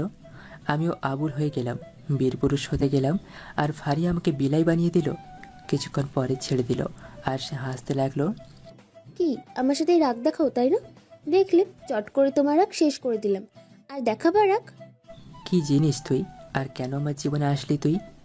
ও হ্যালো, আমি তোমার জীবনে আসি নাই, তুমি আমার জীবনে আসছো। যদি আমাদের শহরে না আসতে তাহলে আমিও তোমার পিছনে লাগতাম না। তবে ভালোই হলো, তুমিও আসলে আর আমার মধ্যে ভালোবাসার ভূত ঢুকিয়ে দিলে। এখন যাও, ফ্রেশ হয়ে আসো। আমি ব্যাককেল হয়ে গেলাম আর সোজা কোনো কথা না চলে গেলাম ফ্রেশ হতে। যদি কিছুই বলি আমারই সর্বনাশ, তাই চুপ থাকে বুদ্ধিমানের কাজ। আমার লুট করে নিল রে। আমি ফ্রেশ হয়ে বেরিয়ে আসার পর ফারিয়াও ফ্রেশ হয়ে আসে আর চলে গেলাম নাস্তা করার জন্য। আমরা নাস্তা করতেছি, তবে আমি চুপচাপ নাস্তা করতেছি। এভাবে চুপচাপ নাস্তা না করে কিছু তো বলো। কি বলবো? যখনই কথা বলি আমাকে ইনসাল্টেড হতে হয়, তাই চুপ থাকাই ভালো। সাথে সাথে ফারিয়া আমার হাত ধরে। অন্তর, আমি কি এতটাই খারাপ? আমি কি তোমার যোগ্য নই? কেন তুমি আমাকে মেনে নিচ্ছ না? অন্তর, আমি না আগে মনে করতাম যার কাছে পাওয়ার আছে সেই সুখী হতে পারে। অন্তর, আমার না ভাইয়া ছাড়াই পৃথিবীতে আর কেউ নেই, যার জন্য আমি ভাইয়ার আদর পেয়ে বড় হই। কোনোদিনও আমাকে শাসন করেনি, তাই আমিও নিজের মতো চলতে থাকি। নিজের স্বার্থের জন্য অন্যদের কষ্ট দিতাম, কারণ আমাকে কেউ ভালো খারাপ বোঝায়নি। কিন্তু অন্তর, তোমার দ্বারা আমি বুঝতে পারলাম ভালো কোনটা খারাপ কোনটা, তাই আমিও তোমার দ্বারা নিজেকে শুধরে নিতে চাই। অন্তর, আমি কি এতটাই খারাপ যার জন্য তুমি আমাকে অবহেলা করছো? অন্তর, আমাকে একটিবার সুযোগ দাও না। আমি তোমাকে অনেক ভালোবেসে ফেলেছি, আর আমাকে দূরে ঠেলে দিও না। আমি ফারিয়াকে জড়িয়ে ধরি। সে তবু আমার বুকে মুখ রেখে কান্না করেই যাচ্ছে। ব্যাস ব্যাস হয়েছে। আমি তো একটা জিনিস দেখে অবাক হলাম, লেডি ডনেরও একটা মন আছে, ফিলিংস আছে, তা আমার জানা ছিল না। বড্ড ভালোবেসে ফেললাম তোমাকে। আমাকে আর এভাবে দূরে ঠেলে দিও না, আমার আর সহ্য হয় না। আমিও ফারিয়াকে জড়িয়ে ধরে আছি। আর সত্যি আজ অবাক না হয়ে পারলাম না যে সবাইকে আঘাত দিয়ে কান্না করাতো, আর আজ সেই মেয়েটা কান্না করতেছে। আমি যতটুকু বুঝতে পারলাম ফারিয়া চেঞ্জ হয়ে গেছে, যা অন্তত ভালোই হলো। আরে কান্না থামাও তো, আমার শার্টের কি হাল করেছো দেখো আগে। নাকের পানি চোখের পানি দিয়ে আমার শার্টটা শেষ করে দিলা তুমি। আমার যে শার্ট বেশি জরুরি হয়ে গেল তোমার? আরে এটা মায়ার দেওয়া শার্ট, তাই একটু কষ্ট লাগতেছে। তোর মায়ের গুষ্টি রেখে লাই। বলেই ফারিয়া তার নাক আর চোখের পানি আমার শার্টে মুছে নিল। ইহ, এটা কি করলা?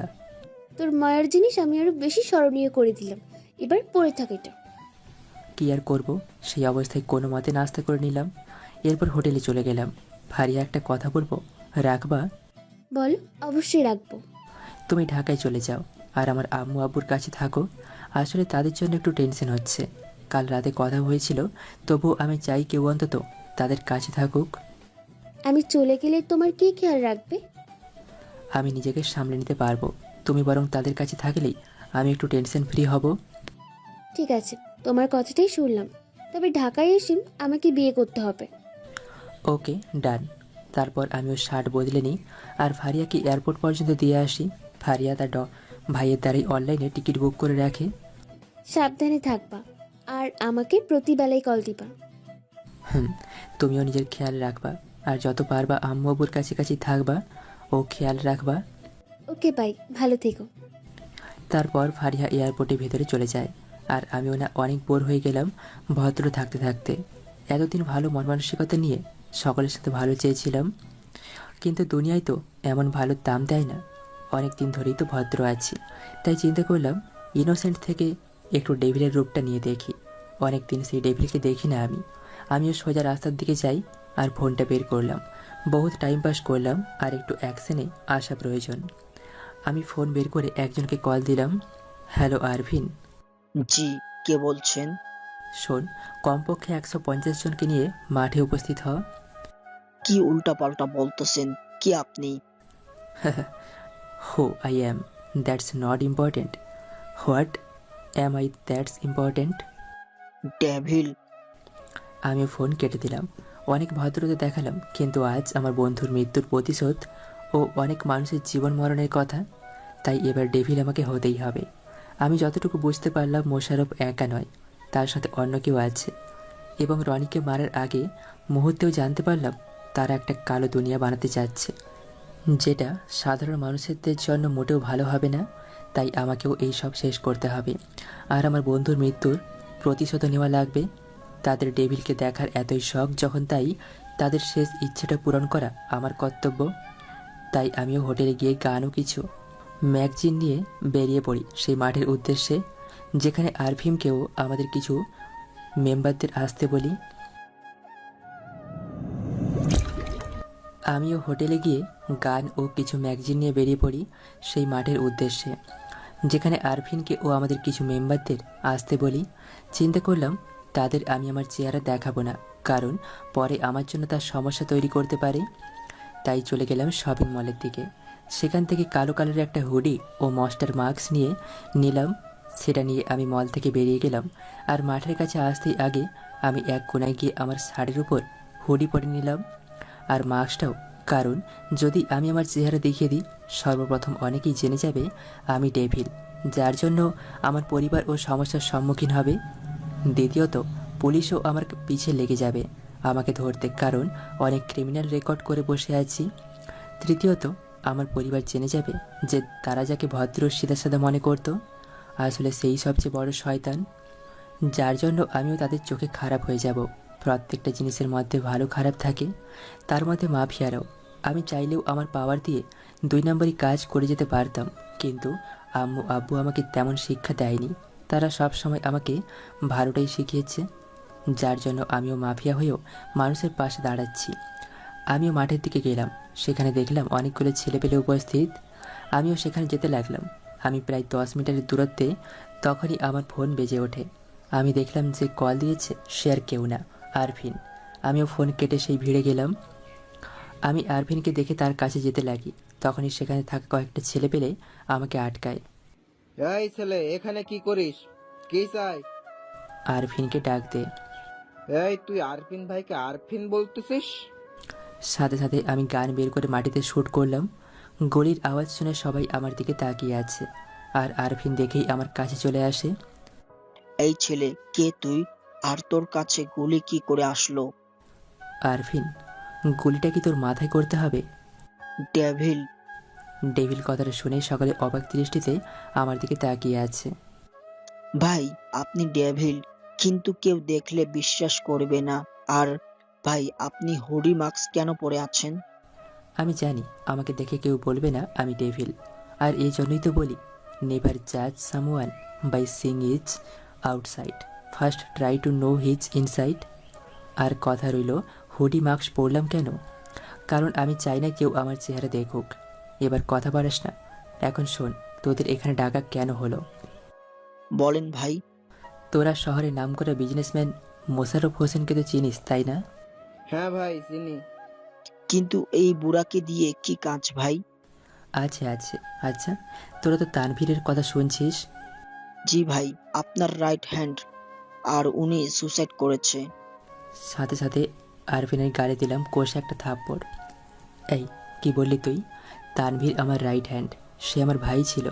আর আমার ভাই এতটাই নিম্ন মানসিকতার না যে সে সুইসাইড করবে, বরং আমাদের দেখানো হয়েছিল সে সুইসাইড করেছে, কিন্তু প্রকৃতপক্ষে আমার ভাই আমার বন্ধুটাকে খুন করে তার সুইসাইডের নাম দেওয়া হয়।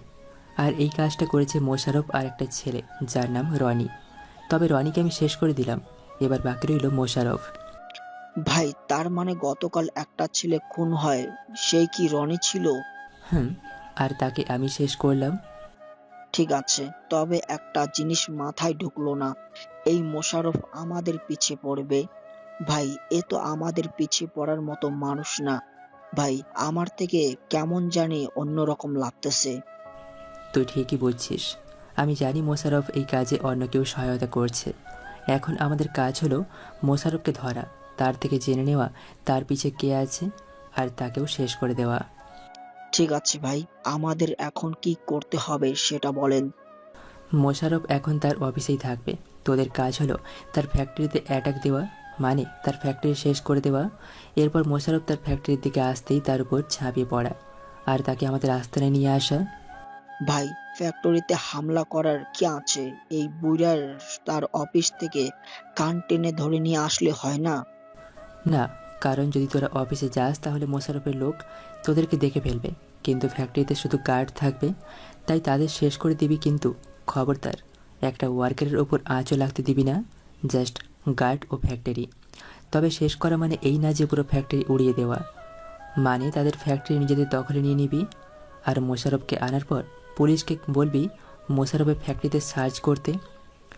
ভাই একটা প্রশ্ন, আপনি বললেন ফ্যাক্টরি প্রথমে নিজেদের দখলে নিয়ে নিতে, তারপর মোশাররফকে ধরার পর পুলিশকে ফ্যাক্টরিতে সার্চ করতে বলতে, মানে কথাটা মাথায় ঢুকি নাই। আচ্ছা আরফিন, তুই জানিস ওই ফ্যাক্টরিতে কি কি আছে? আরে ভাই আমাদের এলাকার ফ্যাক্টরি, আর আমরাই জানবো না? সেটা তো স্যারের ফ্যাক্টরি, তাই না? আসলে কি দেখেছি তোদের দলে নিল বুঝলাম না। তুই ওই ফ্যাক্টরির সম্পর্কে পুরোপুরি জানিস না তাহলে। পাবলিককে দেখানোর জন্য সেটা হলো সার তৈরির কারখানা, কিন্তু আসলে সেই ফ্যাক্টরিটা হলো বেআইনি অস্ত্র ও মাদকদ্রব্যের গোডাউন। সেখানে তুই অনেক ধরনের আধুনিক অস্ত্রের পাশাপাশি নেশাদ্রব্যও পাবি, যেমন ড্রাগস, গাঞ্জা, ইয়াবা, মানে অনেক অ্যালকোহল পাবি সেখানে। আমার কথা শুনে প্রায় সকলেই থ হয়ে গেল। কি বলতেছেন ভাই এইগুলো? শালা তো সিধা সাদা, তাহলে তার ফ্যাক্টরিতে এইসব আসবে কই থেকে? সে সকলকে সিধাসাদা দেখায়, কিন্তু আসলে সে সিধাসাদা নয়। আর কথা রইল এই বেআইনি জিনিসগুলোর, সে এইগুলো একা সামলাতে পারবে না, তার সাথে অন্য কেউ আছে। সব কথা না বলে কাজে যা। তাহলে ভাই আপনি জায়গা বরাবর যান, আমরা কাজ শেষ করে সেই বুড়াকে নিয়েই আসতেছি। তারপর সেখানে থাকা সকলে চলে গেল তাদের কাজে, আর আমিও চলে গেলাম আড্ডায়। আসলে আড্ডা বললে ভুল হবে, আমরা যে জায়গাটা নিয়ে কথা বলতেছি সেই জায়গাটা হলো পুরনো একটা গোডাউন, যেটা এখন আমাদের আড্ডা। চট্টগ্রাম থাকাকালীন পিন্টু, আমি আর তানভীর সর্বপ্রথম এখানে আসি। তারপর এটাকে আমাদের আড্ডাখানা বানাই, আর পিন্টু এর দায়িত্ব আরফিনকে দেয়। এখানে আড্ডা দেওয়ার মতো সকল কিছু আছে, বলতে গেলে একটা ক্লাব বানিয়ে ফেলেছে। আমিও বসে আছি, চিন্তা করলাম আম্মুর সাথে কথা বলি, তাই আম্মুকেও ফোন দিই আর তার কথা বলে নিই। প্রায় 2 ঘন্টা পর তারা আসে, আর সাথে মোশাররফও। তবে তাকে দেখে মনে হচ্ছে তার উপর ঝড় গেছে। তবে শুধু ঝড় গেছে তাতেই শেষ না, এখনও অনেক কিছু বাকি আছে মোশাররফের সাথে হওয়ার। ভাই এই নিন আপনার মোশাররফকে। আমার দিকে ছুঁড়ে মারে। আরফিন, তুই ছাড়া বাকি সবাইকে চলে যেতে বল। তারপর আরফিন সবাইকে চলে যেতে বলে, আর সবাই চলে যায়। আরফিন, এটাকে একটা চেয়ারে বেঁধে ফেল। সাথে সাথে আরফিন মোশাররফকে একটা চেয়ারে বেঁধে ফেলে। কে তোরা, আর কেন আমাকে এখানে আনা হয়েছে? চুপ, একদম চুপ। যা জিজ্ঞাসা করব তাই বলবি তুই, এর বাড়তি বকবি না। আমাকে কেন এখানে আনা হয়েছে? আমি কিন্তু নামকরা বিজনেসম্যান, আমাকে কেন কিডন্যাপ করা হয়েছে? টাকার লোভে আমাকে কিডন্যাপ করছিস না তোরা? এতক্ষণে পুলিশ আমার কিডন্যাপের কথা জেনে গেছে মনে হয়। তারা আমাকে ঠিক খুঁজে বের করে নিয়ে যাবে, আর তোদেরকেও ছাড়বে না। আরফিন, তোকে এটাকে আনার সাথে আর একটা কাজ দিয়েছিলাম, সেটা করছিস? ও সরি ভাই, ভুলে গেছি, এখনই করে দিচ্ছি। তারপর আরফিন পুলিশকে ফোন করে। হ্যালো থানা, জি আপনাদের জন্য একটা নিউজ আছে। জি, শহরের জনপ্রিয় বিজনেসম্যান মোশাররফ হোসেনের ফ্যাক্টরিতে বেআইনি অস্ত্র ও মাদকদ্রব্য পাওয়া গেছে, আপনারা তাড়াতাড়ি সেখানে যান। অপর পাশ বলেই ফোন কেটে দিল। ভাই ডান। গুড, একটা তার প্লাস হবে। আছে তো ভাই, আড্ডায় অনেক সময় ইলেকট্রিসিটির সমস্যা হয়, তাই এই সকল যন্ত্রপাতি রাখতে হয়। দাঁড়ান আমি নিয়ে আসি। তারপর আরফিন গিয়ে তার প্লাস নিয়ে আসে। এই নেন ভাই। আমিও প্লাস নিয়ে নিলাম আর মোশাররফের কাছে এগিয়ে গেলাম। এই, তোর হাতে প্লাস কেন? আর আমার দিকে এভাবে কি দেখছিস তুই? তোর মুখে মাস্ক কেন? কে তুই? যে ব্যক্তির খুব কাছের একজনকে কেড়ে নিলি, আমি সেই ব্যক্তি। যে ব্যক্তিকে তোরা মারার ও তার অস্তিত্ব মেটাতে চেয়েছিস, আমি সেই ব্যক্তি। মানে? সাথে সাথে মোশাররফের ডান হাতের একটা নখ প্লাস দিয়ে তুলে ফেললাম। রক্ত বয়ে পড়তে লাগলো। এবার বুঝছিস আমি কে? মোশাররফ কান্না করেই যাচ্ছে, হাত ধরে। কিরে, এখন ব্যথা লাগে তাই না? তাহলে কেন তোরা তানভীরকে মারলি? আমার বন্ধুর কষ্ট হয়নি নাকি? সব কষ্ট তোরাই নিজেই নিয়ে জন্মেছিস। আমাকে ছেড়ে দে প্লিজ, আমি লোভে পড়ে এসব করছি। তাহলে আমি যা জিজ্ঞাসা করব তার সঠিক সঠিক জবাব দিবি। কার সাথে হাত মিলিয়েছিস? তোর পিছে থাকা ব্যক্তিটা কে? মোশাররফ হাত ধরে কান্না করেই যাচ্ছে। কিরে, জবাব দিচ্ছিস না কেন? কে সেই ব্যক্তি? নাকি আরও একটা নখ তুলতে হবে? বলছি সব বলছি। সে আর কেউ না, আশরাফ চৌধুরী। কি, আশরাফ চৌধুরী? হ্যাঁ, আশরাফ চৌধুরী আমাকে তার প্ল্যানে যোগ করে। সে আমাকে মোটা অঙ্কের টাকা দিবে বলেছে, তাই আমিও রাজি হয়ে যাই তার সাথে। আপনারা হয়তো ভাবছেন এই আশরাফ চৌধুরীটা কে? আশরাফ চৌধুরী একজন বিত্তশালী ব্যক্তি, যার কাছে আছে অসংখ্য টাকা। সে নামের একজন বিজনেসম্যান, তবে তার কাছে সব 2 নম্বরই টাকা। সে বিদেশি মাফিয়াদের সাথে অস্ত্র, বিভিন্ন নেশাদ্রব্য দেশে আদান প্রদান করে। একবার পুলিশ তা জানতে পারে ও তাকে ধরতে গেলে সেও বিদেশে পালিয়ে যায়। এবং কি আমিও পর্যন্ত এর পিছে লেগে আছি, কারণ এই জানোয়ারটার জন্য অনেক মানুষ ড্রাগসের অ্যাডিক্ট হয়েছে। কিন্তু আজ জানতে পারলাম আমি যার পিছে লেগে আছি, এখন সেও আমার পিছে লেগে আছে। এই আশরাফ চৌধুরীর জন্য আজ তার পরিবারও সমাজে কলঙ্কিত। তার কুকাজের জন্য তার পরিবারের তার ফল ভোগ করতে হচ্ছে। আশরাফ চৌধুরী পরিবারের সে ছাড়া বাকি সবাই ভালো। তার পরিবারে আছে একটা ছেলে ও একটা মেয়ে আছে, কিন্তু আজ তারা কোনো দোষ ছাড়াই আশরাফ চৌধুরীর কারণে সমাজে সকলের কাছে মাথা নিচু করে চলে। তাই আশরাফের পরিবার এখন আশরাফের সাথে কোনো সম্পর্ক অবশিষ্ট রাখেনি। এই আশরাফ এখন কোথায় আছে? সে সপ্তাহখানিক আগে চট্টগ্রাম আসে আর আমার সাথে গোপনে দেখা করে, তবে এখন কোথায় আছে তা আমি জানি না। আচ্ছা, তাহলে এটা বল, তার সাথে কীভাবে কন্ট্যাক্ট করতি? সে আমাকে বিভিন্ন সময় বিভিন্ন নাম্বার থেকে কল দেয় আর কি কি করতে হবে তা বলে। তোর মোবাইলে ফোন দেয় নাকি ল্যান্ডলাইনে? আমার পার্সোনাল ফোনে কল দিয়ে সব বলে। ফোনটা কোথায়? তোর কাছেই আছে নাকি অন্য কোথাও? আশরাফ চৌধুরী বলেছে সে আমাকে যে কোনো সময়ে ফোন দিতে পারে, তাই আমাকেও ফোনটা কাছেই রাখতে হয়। আর ফোনটা আমার কাছেই আছে, আমার পকেটে। আমিও মোশারফ পকেট থেকে ফোন বের করি। লাস্ট রিসিভ নাম্বারের আগের নাম্বারটা থেকেই আজকে আশরাফ ফোন দিয়েছিল আমাকে। তাহলে সব কাহিনী এই ফোনেই আছে? হ্যাঁ, তবে ফোন দিলে আগে আমাকে কথা বলতে হয়, না হলে সে কথা বলে না। প্লিজ আমাকে মেরো না, আমি যা করছি তা অন্যায় ছিল। প্রয়োজনে আমাকে পুলিশের হাতে দাও। সেটা পরে দেখা যাবে। আমি সেই নাম্বারটা খেয়াল করলাম, এটা ইন্টারনেট নাম্বার, মানে ইন্টারনেট থেকে কল করা হয়েছে মোশারফকে। শালের বুদ্ধি তো ঠিক আছে, এইভাবে কল করলে কেউ ট্রেস করতে পারবে না। কারণ যখনই কেউ ইন্টারনেট থেকে কল করে তখন অনেকেই আইপি অ্যাড্রেস প্রুফ করেই কল দেয়, যাতে কেউ ট্রেস করতে না পারে। কিন্তু এখানেও একটা ট্রিক্স আছে, অনেকে আইপি অ্যাড্রেস প্রুফ করলেও তার কিছু কোড থেকে যায়, সেটা ট্রেস করা যেতে পারে। তবে এটা একমাত্র মাস্টার হ্যাকাররাই করতে পারে, আর আমার কাছে একজন প্রো হ্যাকার আছে। হঠাৎই মোশারফের ফোনে কল আসে, দেখলাম সেই ইন্টারনেটের নাম্বার। কে কল দিছে ভাই? ভাই আমার কাছে আনেন, না হলে আমার ভয়েস না শুনে সে কথা বলবে না। মোশারফ বুঝতে পারলো যে কে কল দিয়েছে, তাই আমিও কল রিসিভ করে তাকে দেই। হ্যালো। পুলিশ কি করে জানলো তোর ফ্যাক্টরিতে অস্ত্র ড্রাগস আছে? এটা ফার্স্ট কি করে হলো? তুই জানিস এখানে কয়েক শত কোটি টাকার জিনিস ছিল? আমিও তো জানি না, পুলিশ কি করে জানলো এই ব্যাপারটা। আমার কত টাকা লস হয়েছে তুই জানিস? এখনই তোর ফ্যাক্টরিতে কাজ করা সকল ওয়ার্কারকে চেক কর। আমি সেই নেমক হারামকে চাই। জি, আপনি চিন্তা করবেন না, আমি দেখতেছি। হ্যাঁ, চিন্তা করবো না। আমার কয়েক শত কোটি টাকা লস হয়েছে আর আমি নিশ্চিন্তে থাকবো, তাই না? যে করে হোক সেই জিনিসগুলো ছাড়িয়ে আন, না হলে তোকে আস্ত ছাড়বো না। বলেই ফোনটা কেটে দিল। আমিও একবার রোকসানকে ফোন দিলাম। হ্যালো রোকসানা। কি রে হারামি, কই ছিলি তুই? কলেজে আসিস না কেন? আরে অনেক বড় সমস্যায় আছি, সেটা পরে বলবো। এখন একটা ইন্টারনেটের নাম্বার দিলে সেটা ট্রেস করতে পারবি। তুই কি পাগল? নেটের নাম্বারগুলো আইপিএস প্রুফিং করা থাকে, তুই জানিস না? তাহলে তুই আমাকে এটা কেন বললি? তুই অনলাইনে নাম্বার পর্যন্ত ট্রেস করে ফেলতে পারিস? পারি, তবে সেই নাম্বারগুলোর একটা কোড থাকে, সেটা দিয়ে করা যায়।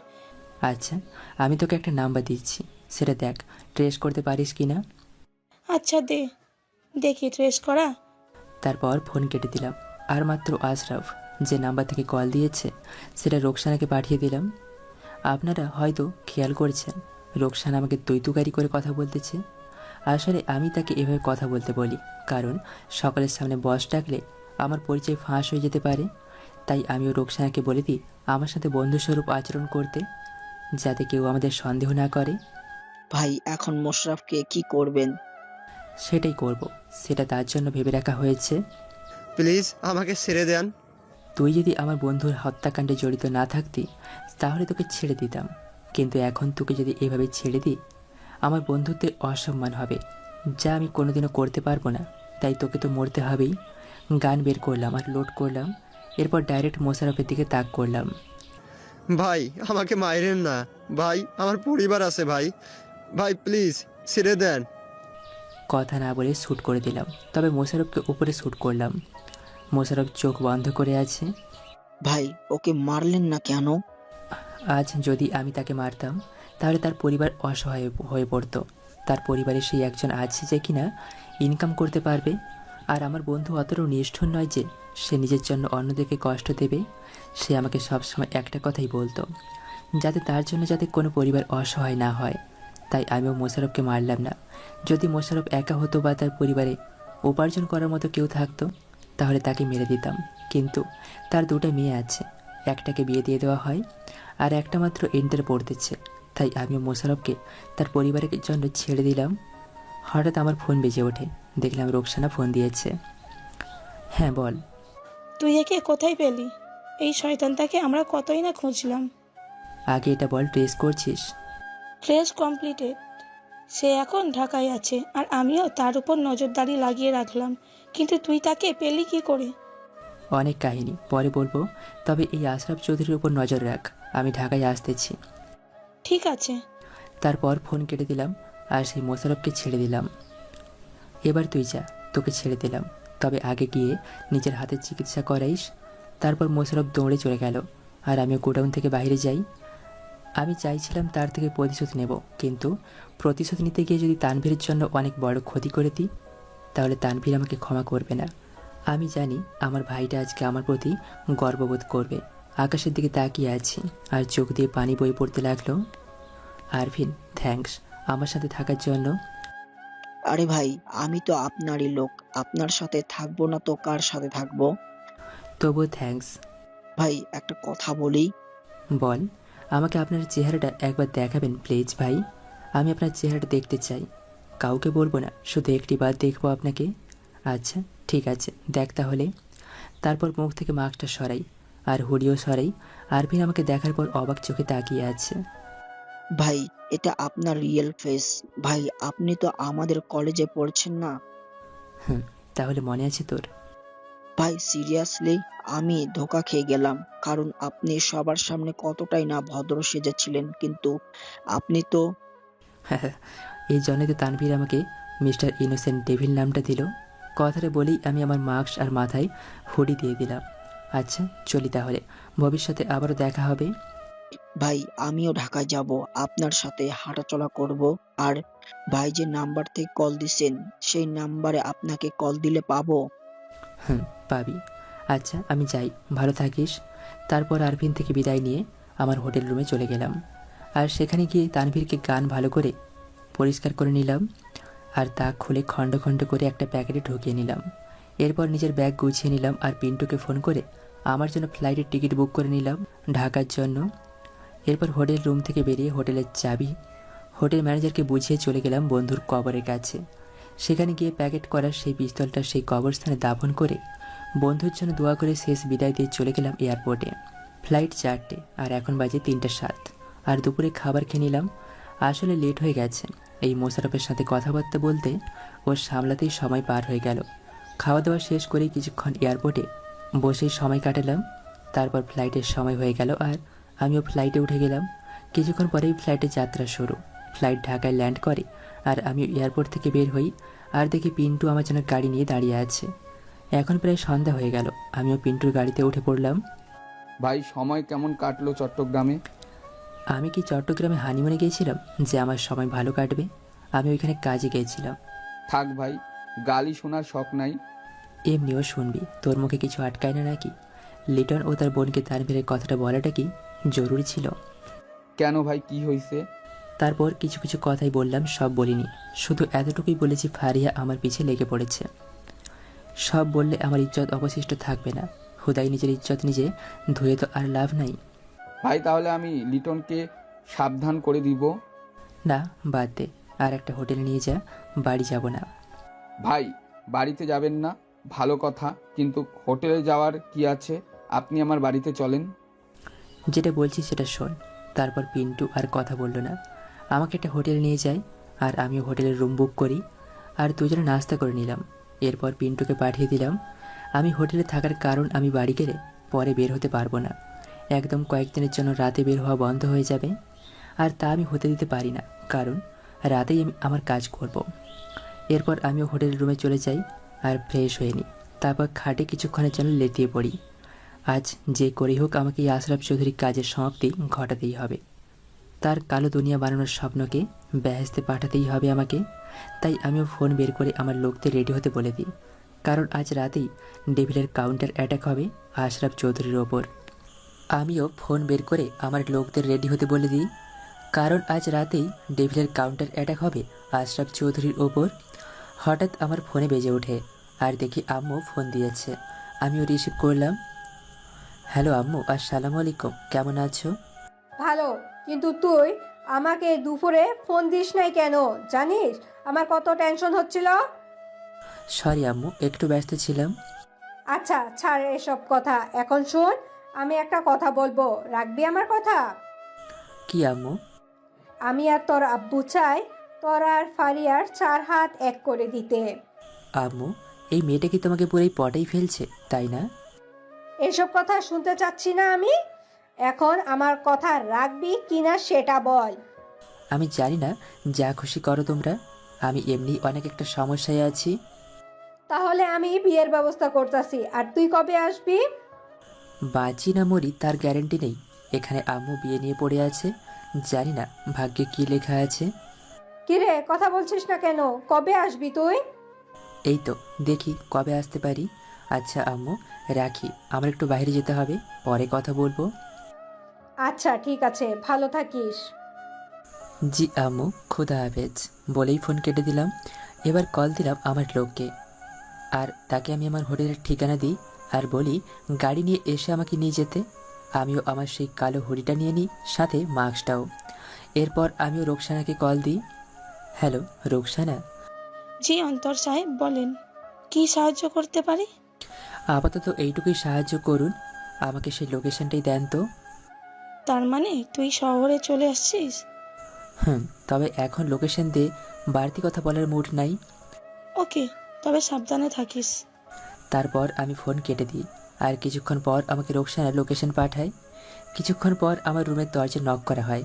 আমিও হুডি আর মাস্ক পরে নিই, কারণ আমি জানি কে আসছে। তারপর রুম লক করে আমিও চলে যাই আর গাড়িতে গিয়ে বসি। এরপর লোকেশন দেখে গাড়ি চালাতে বলি। লোকেশনটা ছিল একটা অনেক পুরনো ফ্যাক্টরির। আমি আমার লোকদের সেখানে ঠিকানা দিয়ে দিই আর সকলকে সাবধানে থাকতে বলে দিই, কারণ একটা ভুল পদক্ষেপের জন্য আমাদের হাত থেকে সেই আশরাফ চৌধুরী পার পেয়ে যাবে। সেটা আমি কোনো মতেই চাই না। গাড়ি লোকেশন বরাবর পৌঁছে যায়। এরপর আমরা গাড়ি থেকে নেমে পড়ি। এই মিশন সম্পর্কে একটু পিন্টুকে কিছুই বলিনি, কারণ পিন্টুকে এখন এই প্রেশারটা দিতে চাচ্ছি না আমি। সে এখন একটু নর্মাল থাকুক। আমি দেখলাম আমার লোকজন সবাই সেখানে উপস্থিত, তাই আমিও তাদের কাছে যাই। লিসেন গাইজ, এখন আমরা একদম শান্তশিষ্টভাবে থাকবো। তবে প্রথমে আমি ভেতরে যাব, তোরা শুধু ফ্যাক্টরির চারিদিকে ঘিরে থাকবি, কারণ এখন আমার উল্টাপাল্টা পদক্ষেপ নিতে পারবো না। আগে আমাদের পরিস্থিতি বুঝতে হবে, তারপর অ্যাকশন নেব। তবে তোরা অ্যালার্ট থাকবি আর কোনো আওয়াজ করবে না, যাতে কেউ বুঝতে না পারে এখানে তোমার উপস্থিতি। আর যে করেই হোক আমাদের এই আশরাফ চৌধুরী ম্যাটার ক্লোজ করতেই হবে। ভাই আপনি নিশ্চিন্তে থাকেন, তবে একটা কথা বলতে চাই, ভিতর থেকে যদি কোনো আওয়াজ পাই তাহলে আমরা ঝাঁপিয়ে পড়ব, কারণ আপনি আমাদের লিডার, আমাদের বস। আপনার ক্ষতি হতে দেখা আমাদের সহ হবে না ভাই। ভুলেও সেটা করবি না। মোট কথা, আমরা পরবর্তী কমান্ডার শুনে পদক্ষেপ নিবি তোরা, তার আগে না। তবে আপনাকে একা যেতে দেওয়া উচিত হবে না। আপনার যদি কিছু হয়ে যায়, আপনার পরিবর্তে অন্য কেউ যাক। আপনার কিছু হয়ে গেলে তো আমরা অসহায় হয়ে যাব ভাই। দেখ, তোদের মধ্যে কেউ ভেতরে পরিস্থিতি সামলাতে পারবে না। আমাকে যাওয়ার লাগবে, তাই আমি যাব। তবে একটা কথা, তোদের সকলে ফোন অন করেই রাখবি, কারণ তোদের মধ্যে থেকে একজনকে কল করে পরবর্তী নির্দেশ দিতে পারি। আচ্ছা আমি যাই, তোদের যা বলছি তাই যেন মনে থাকে। তারপর আমিও সোজা ফ্যাক্টরির ভিতরে চলে যেতে লাগি। তবে আমার কাছে কোনো গান নেই, কারণ যদি ধরা পড়ি চেকিংয়ের সময়, গান পেলে তো গেছি। ভেতরে গিয়ে মুখের মাস্কটা খুলে ফেলি, কারণ এখানে আমাকে কেউ চেনে না। সো মাস্ক না পরলে আরও সন্দেহ করবে। মাস্ক খুলে পকেট থেকে চশমাটা পরে নিই আর হুডিটা খুলে নিই। আমি ভেতরে হাঁটতে লাগি। আসলে আমি প্ল্যান করেছি, প্রথমে আমি তাদের কাছে ধরা দেব, তারপর তারা আমাকে আমার টার্গেট আশরাফ চৌধুরীর কাছে নিয়ে যাবে, আর সেটাই আমার জন্য এনাফ। আমিও হাবা বাবা ছেলের মতো ভেতরে হাঁটছি আর দেখতেছি সেখানে প্রায় অনেক কিছুই দেখলাম। সেখানে অনেক লোক আছে, প্রায় 80-90 জনের মতো, আর তাদের কাছে আছে বিভিন্ন রকমের অস্ত্র। আমি হাঁটতেছি, হঠাৎই কেউ একজন পেছন থেকে বলে ওঠে, এই ছেলে দাঁড়া। এবার শুরু করে দিলাম ইনোসেন্ট হওয়ার, মানে এমন ভান শুরু করলাম মনে হয় আমি 10-12 বছরের বাচ্চা। পেছনে ফিরলাম আর দেখলাম আমার দিকে AK-47 তাক করে দাঁড়িয়ে আছে। এই ছেলে হাত উপর কর। কে তুই আর এখানে কি করছিস? আমিও হাত উপর করলাম। আমাকে মারবেন না প্লিজ। সাথে সাথে আমাকে আরও 7-8 জন মিলে ঘিরে ফেলে। আর একজন আমার কলার ধরে যা আমার রাগ উঠিয়ে দেয়, তবু আমি কোনো মতে কন্ট্রোল করে নিলাম। এই এটাকে বসের কাছে নিয়ে যা। তারপর তারা আমাকে নিয়ে যেতে লাগে। তবে আমি যেতে যেতে অনেক কিছু দেখলাম। সেখানে থাকা লোকগুলো বিভিন্ন অস্ত্র, মাদক দ্রব্য ও টাকা প্যাকেটিং করতেছে। আমাকে সেখানেও সে জায়গা পার করে একটা রুমে নিয়ে যাওয়া হয়। তবে ফ্যাক্টরি দেখে অবাক না হয়ে পারলাম না, কারণ বাইরের থেকে সেটাকে অনেক ভাঙাচোরা দেখাচ্ছিল, কিন্তু ভেতরে তো পুরোই নতুনের মতো। বাইরে থেকে ফ্যাক্টরিটা দেখলে কেউ এটার প্রতি ইন্টারেস্ট দেখাবে না, কিন্তু ভেতরে তো। আমি রুমে ঢুকতেই আমাকে ফ্লোরের দিকে ছুঁড়ে মারা হয়, আমিও পড়ে যাই। বস, এই ছেলেটাকে এখানে পাওয়া যায়? হঠাৎই কেউ একজন আমার চুল ধরে চেনে ওঠায়, তবে সে আর কেউ না, আশরাফ চৌধুরী। এই ছেলে, তুই এখানে কি করিস? এখানে আসার সাহস কি করে পেলি তুই? এই, তোরা এটাকে চেক করে দেখেছিস? না। তারপর তারা আমাকে চেক করে। না ভাই, কিছু তো নেই এর কাছে। দেখতে তো পুরো আবলের মতো। এই, তোরা এই আবালটাকে ধরে একটা রুমে বন্দি করে রাখ। জি বস। আবার ধোকা দিয়ে দিলাম, আমাকে আবার বলল, অথচ তারা এখনো বোঝে নাই আমি আবাল নাকি তাদের জম। আসলে আমি নিজেকে সকলের সামনে সিধা সাদা দেখাতে চাই, একটু আবাল মার্কা গেট আপ নিয়েই থাকি, যার জন্য যে কেউ ধোকা খেয়েই যায়। তবে এইমাত্র আমাকে যে রুমে নেওয়া হয়েছিল সেখানে আমি কিছু ব্যাগ ও 5টা কম্পিউটার দেখলাম, যেটাতে 5 জন বসে বসে কাজ করছিল। হঠাৎ কেউ একজন আমার রুমে আসে, দেখলাম গার্ড আসলো। আমিও নাটক শুরু করে দিলাম, ভাইয়া আমাকে ছেড়ে দিন, আমার আম্মু হয়তো আমার জন্য টেনশন করতেছে, আমি আর কোনোদিনও এখানে আসবো না ভাইয়া। একবার এখানে আসছিস মানে এখান থেকে আর ফিরতে পারবি না। বস হয়তো কোনো কাজে তোকে রাখছে, না হলে যে এখানে আসে সেই মরে। কিন্তু আমি তো মরতে আসিনি এখানে। কিছু করার নেই, হয়তো বস তোকে অন্যভাবে মারবে। আরে আবুল, আমার পুরো কথা তো শেষ করতে দে। আমি এখানে মরতে না, তোদের মারতে আসছি। বলেই প্যান্টের বেল্টের একটা ছোট্ট পকেটে ছুরি ঢুকিয়ে রাখছিলাম, সেটা বের করেই মুহূর্তের মধ্যেই সোজা ছেলেটার গলায় পোজ মেরে দিই, খেল খাতাম। তারপর ফোন বের করে মেসেজ দিয়ে দিই ছেলেপেলেদের, আর মেসেজ দেওয়ার সাথে সাথেই হামলা শুরু। আমি কারো আসার আওয়াজ শুনতে পাই, আমিও দরজার পাশে দাঁড়িয়ে যাই। দরজা খুলে একজন গার্ড ঢোকে, আর সেই গার্ডকে রক্তাক্ত অবস্থায় পড়ে থাকতে দেখেই চিৎকার করতে যাবে, তখনই আমি তার থেকে সুযোগ বুঝে গান নিয়ে নিই আর শ্যুট করে দিই। দুজনেই শেষ। আগের গার্ড থেকেও পিস্তলটা নিয়ে নিই। এবার রুম থেকে বেরিয়ে দেখি কয়েকজন এই দিকেই আসতেছে। আমিও চশমা খুলে ফেলে দিই আর 2 হাতে 2টো পিস্তল নিয়ে গুলি চালাতে লাগলাম। পরপর 8 জন আসে আর সবকটাকেই শ্যুট করে শেষ করে দিলাম। আর ফ্যাক্টরি তো আমার ছেলেপেলে সামলাচ্ছে। এবার গান নিয়ে সেই কম্পিউটার রুমের দিকে যাই। সেখানেও থাকা লোকগুলোর কানে হেডফোন ছিল, তাই তারা বাইরের শব্দ শুনতে পায়নি। আমাকে তারা দেখে সাথে সাথে উঠে পড়ে, আর তাদের ডেস্কে পিস্তল ছিল। এই ছেলে এখানে কি, আর তোর হাতে পিস্তল কেন? সাথে সাথে কথা না বলেই সবকটাকে শ্যুট করতে লাগলাম, তারাও খতম। তবে প্রশ্ন হলো আশরাফ কোথায়? আমিও আগে কম্পিউটারের দিকে গেলাম আর দেখতে লাগলাম যেটাই সন্দেহ করলাম সেটাই সত্যি। তারা এই কন্ট্রোল রুম দেখে বাইরে মাফিয়াদের সাথে কন্ট্যাক্ট করত। আমি কম্পিউটারগুলো কিছু করলাম না, আমিও চলে গেলাম আশরাফকে খুঁজতে। আমি বাইরে খুঁজতে লাগি, হঠাৎই একটা রুম থেকে গুলির আওয়াজ শুনি। আমিও সেই রুমের দিকে চলে যাই। আমি রুমে ঢুকতেই আমাকে দরজার পাশ থেকে ধাক্কা দিয়ে ফ্লোরে ফেলে দেয়। আমিও দেখলাম যে ধাক্কা দেয় সেই আশরাফ, সে আমার উপর ঝাঁপিয়ে পড়ে। আমিও সরে যাই আর সে গান বের করে আমার দিকে শ্যুট করতে নেবে, তখনই আমি তার হাত ধরে ফেলি আর গান নিয়ে ধস্তাধস্তি করতেছি। আর গান ফায়ার হচ্ছে, তবে সব মিস ফায়ার। শ্যুট করতে করতে গুলি শেষ। আমি তার হাত ছেড়ে দিলাম।